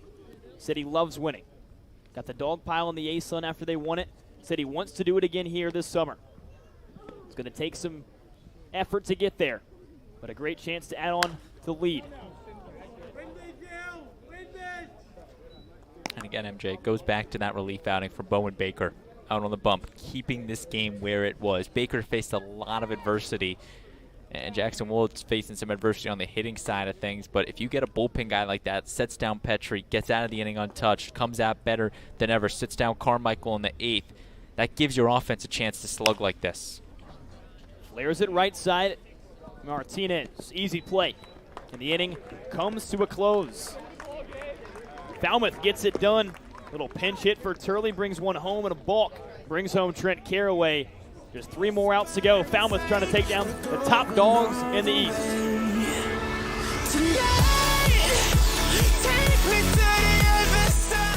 Are you looking for that perfect pregame meal? Supreme Pizza has you covered. Its extensive menu has everything from pies and calzones to salads and subs. And with its online ordering system, delicious food is just one click away. Supreme Pizza is open every day of the week. Order online or stop by their store, located at 147 T-Ticket Highway, and try a slice today. From all of us at Supreme Pizza, we would like to wish the Falmouth Commodores a great season. Cape Cod Baseball is brought to you by Take Care, Cape Cod, Mass State Lottery, Cape Cod Healthcare, Kinlan Grover Compass, Sullivan Tire, Badger Sports, Cape Destinations, OT Sports, Cape Cod Chamber of Commerce, Highline Cruises, Cape Cod Resort and Spa, Sports Picks, Axis Bat, Hyannis Area Chamber of Commerce, Sunderland Printing, and Bluebird Hotels. And of course, thank you to Major League Baseball for over 50 years of support. Top of the ninth here at Guv Fuller Field, 4-2. Falmouth leads YD, needing 3 more outs to come away with a victory against the Beasts of the East. It'll be the first time the Doors could take down the Sox this summer. Riley Stanford enters the game to face Skylar King, Phoenix Cole, Carter Garate. In Stanford's 13th game of the summer, he has run into trouble with the long ball at times, but is a high strikeout kind of guy.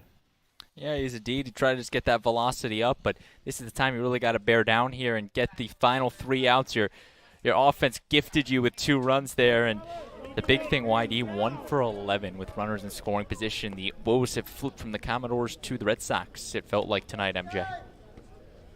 We get going with Skylar King. He hits in the 9-hole, yet has 2 singles tonight. 2 for 3 day. Red Sox chasing 2 in the final inning of play.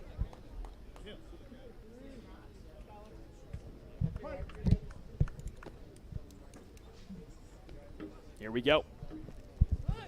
King shows bunt right back to Stanford. Easy play for the first out.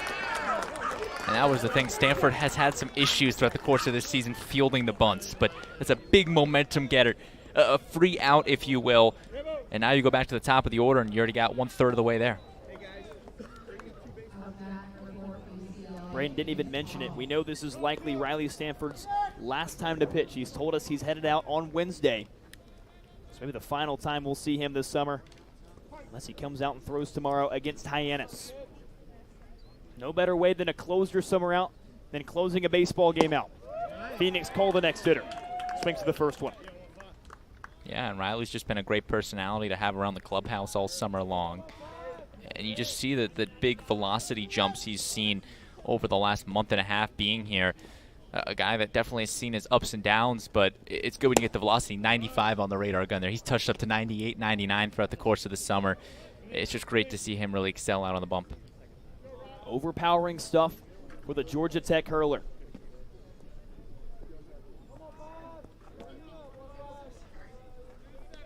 One. Right side.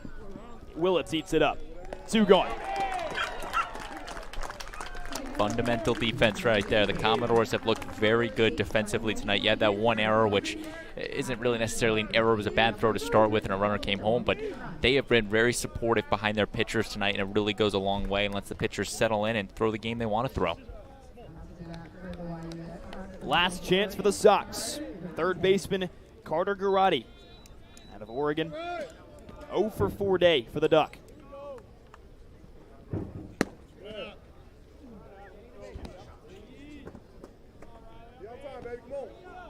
Couple of flyouts, a ground out, and a strikeout.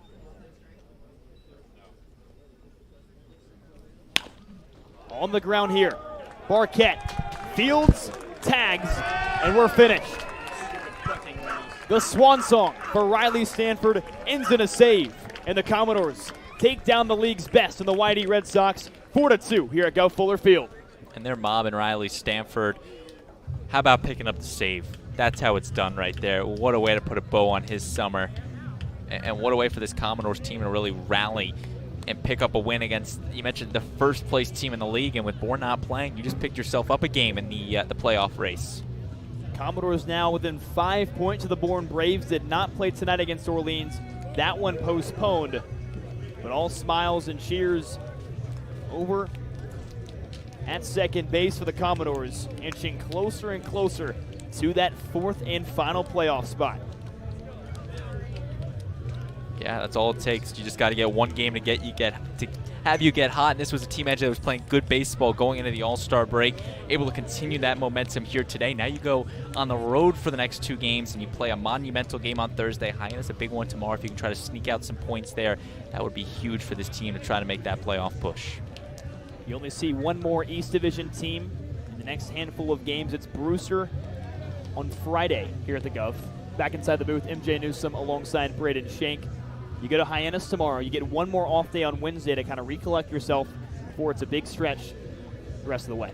Yeah, it is indeed. And again, you're chasing now 5 points. You do have that doubleheader on Saturday, but with Bourne skipping a game today, you kind of level yourself off. You got 6 games to play now. It's much doable here. You pick up 2 points today. You're 2.5 games back. And tonight is a big win against a YD team that has looked very good throughout the course of the summer. Only their 5th loss away from Red Wilson Field this summer, and only their 2nd loss in the last 10 games, MJ. So a big win for the Commodores tonight, and they're able to pick up their 14th win on the summer. A big win for the Doors. We've got bigger thoughts for you as we move throughout this post-game show. We'll step away momentarily. Stick with us here on the Commodores YouTube channel. Aiden Blank will have our player of the game when we come back. The best of the West and the beasts of the East. Coming to Falmouth this July, it's the 2024 Cape League All-Star Game, presented by Milton Cat.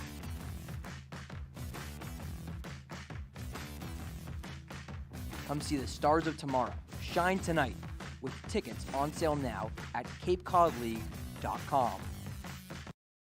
Hi, my name is Matt Burgess, General Manager here at Falmouth Country Club. We have a unique 27-hole public golf course with a beautiful layout that is family-oriented. Kids play free here at Falmouth Country Club. Getting on the course is quick and easy with our app. You can book tee times, get yardages with GPS, use our interactive scorecard, track your stats, and receive exclusive in-app offers. Falmouth Country Club is a true Cape Cod classic and a local family favorite. See you on the course.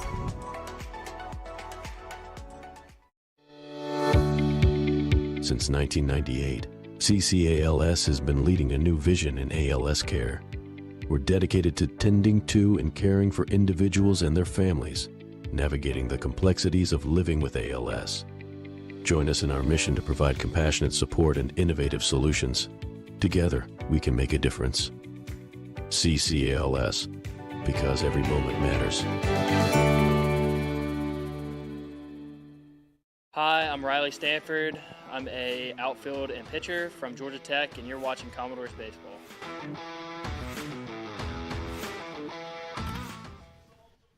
Riley Stanford gets the save, and the kids turn on the wheels.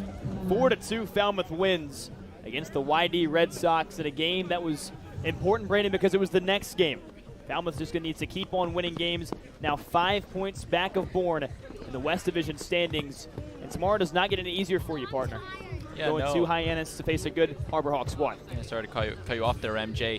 A Hyannis team that has really been dominant throughout the course of this summer, although you have the chance to take the season series against the Harbor Hawks if you can win that game at McKeon Park.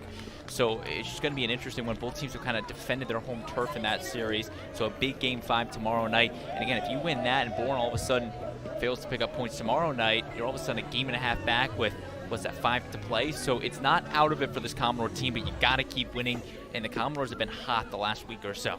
The last time these two teams squared off was about a week and a half ago. It was Grant Stevens versus Matt Hewer. It was right here at Guv Fuller Field back on July 17th, and it was when the Commodores got that 3-2 win over the Harbor Hawks. So that one should be a fun one back at McKeon Park. And Brady, we talked about the pitching. It was really good today. Sean Brennan was fantastic We know how Matt Kewer has an innings limit on him. It might be another bullpen type kind of day tomorrow, but what we saw today is definitely positive signs moving into tomorrow. Yeah, Jaden Nuke got hit around a little bit. He did give up 2 runs, only one of which was earned, but Bowen Baker, he's a star in my mind. Inning and 2/3, only allowed 1 hit, got through 2 very sticky situations. And how about Riley Stanford? Just throwing 6 pitches, picking up his first save on the summer. What a great roll call and curtain call for Riley Stanford here tonight and to pick up his save.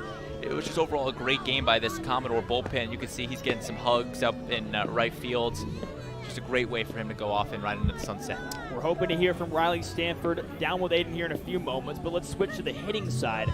Scott Mudler, a big day today. He continues his RBI streak. Yeah, Mudler's getting hot at the right time. He definitely was a little starting slow offensively when he got here, but it's good to see him kind of get into his rhythm and get hot at the offensive end. It's the reason he transferred from Northwest Florida to Oklahoma was because of his bat, and he's able to produce now in a big stage like the Cape Cod Baseball League. And it's really special to see him come into his own out there and again just deliver time after time again in really big situations. You talk about Scott Mudler having a slower start of the summer. He talked to both of us and said, I really want to get more aggressive at the batter's box. And it seems in the last 6 or 7 games, he's done that.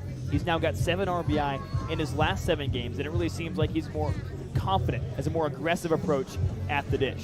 And it all started with that Wareham game a couple weeks ago where he lined that double out behind the fence in right field. It just takes that one hit to really get you hot, and if you can get that one hit and ride that momentum, you're going to do great things, and that's really what Scott Mudler's been experiencing in the last week and a half or so, and it's special to see a guy like him, very positive around the clubhouse, a good presence, and it's good to see him get hot at the right time. Always great to see guys getting hot at the right time. The doors are hot at the right time. That's what it feels like. Big one against Hyannis tomorrow. And for more on the man of the hour, let's go down to Aiden Blank with our guy Riley Stanford. Guys, we're here with Riley Stanford. Riley, your final inning of the summer. That was quite something. What through your mind in that last inning? Just one thing. It was Coach trying to, win it for him, and did my job, got the win. You just gave about 5-10 big hugs in that huddle. Who are you going to miss the most? What are you going to miss the most about the Commodores? I'm going to miss all of them. I mean, all of them have become like family to me. Sorry, I'm getting a little, but love all the guys. Had fun out here this summer. Going to miss all of them. This team's getting hot at the right time. What'd you see fight-wise out of this team tonight? Gavin Turley comes off the bench ice cold, and he gets himself a little bit of a hit to win this thing. Just how the doors roll, We're going to keep going. Even if I won't be here, we're still going to play. We're going to do it all. Roll doors. Your favorite moment of this summer, baseball or otherwise? Man, there's so many good ones. Probably our I had fun that game. That was amazing to watch. All right, Riley, we're certainly going to miss you. Thanks for making our day special. Thanks for having some fun with us on the broadcast this summer, and we certainly wish you luck at Georgia Tech. Thank you. Go Doors. Guys, back to you. Aiden, Riley, thank you guys so much. We definitely are going to miss Riley Stanford this summer. What a great last pitching performance he had. A huge save coming out and closing out a big game against the top team in the league. Yeah, and I mean, Riley was such a presence around this clubhouse all summer long. His positivity just brightened all of our days, all the players' days. And again, it was just so good to see him ride off into the sunset, if you will. 6 pitches, gets the save, picks up a win against the #1 team in the league. Just a big way for Riley Stanford, again, just to put a bow on his great pitching performance this summer. Riley Stanford, a great performance today in the Commodores, a huge 4-2 win. We will see you again on Friday night at home against Brewster. Tune in tomorrow night on the road at McKeon Park. From everyone on our broadcast crew, especially Nick Puglisi, his final game. He's done a great job as a videographer this summer. Aloha, my friend. Enjoy Paris. Enjoy the Olympics. Big thank you goes out to every single person on that list who does just such a wonderful job night in and night out. Commodores for YD2, a huge down the win. road in his future. The Commodores against the Sox, and they take a big one to start this 7-game and 7-day stretch as we close out the 2024 regular season. After this inning,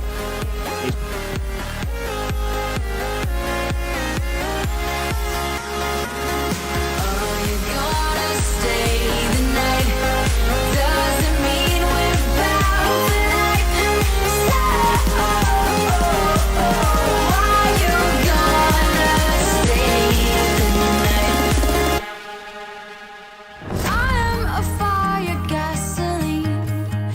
and pour yourself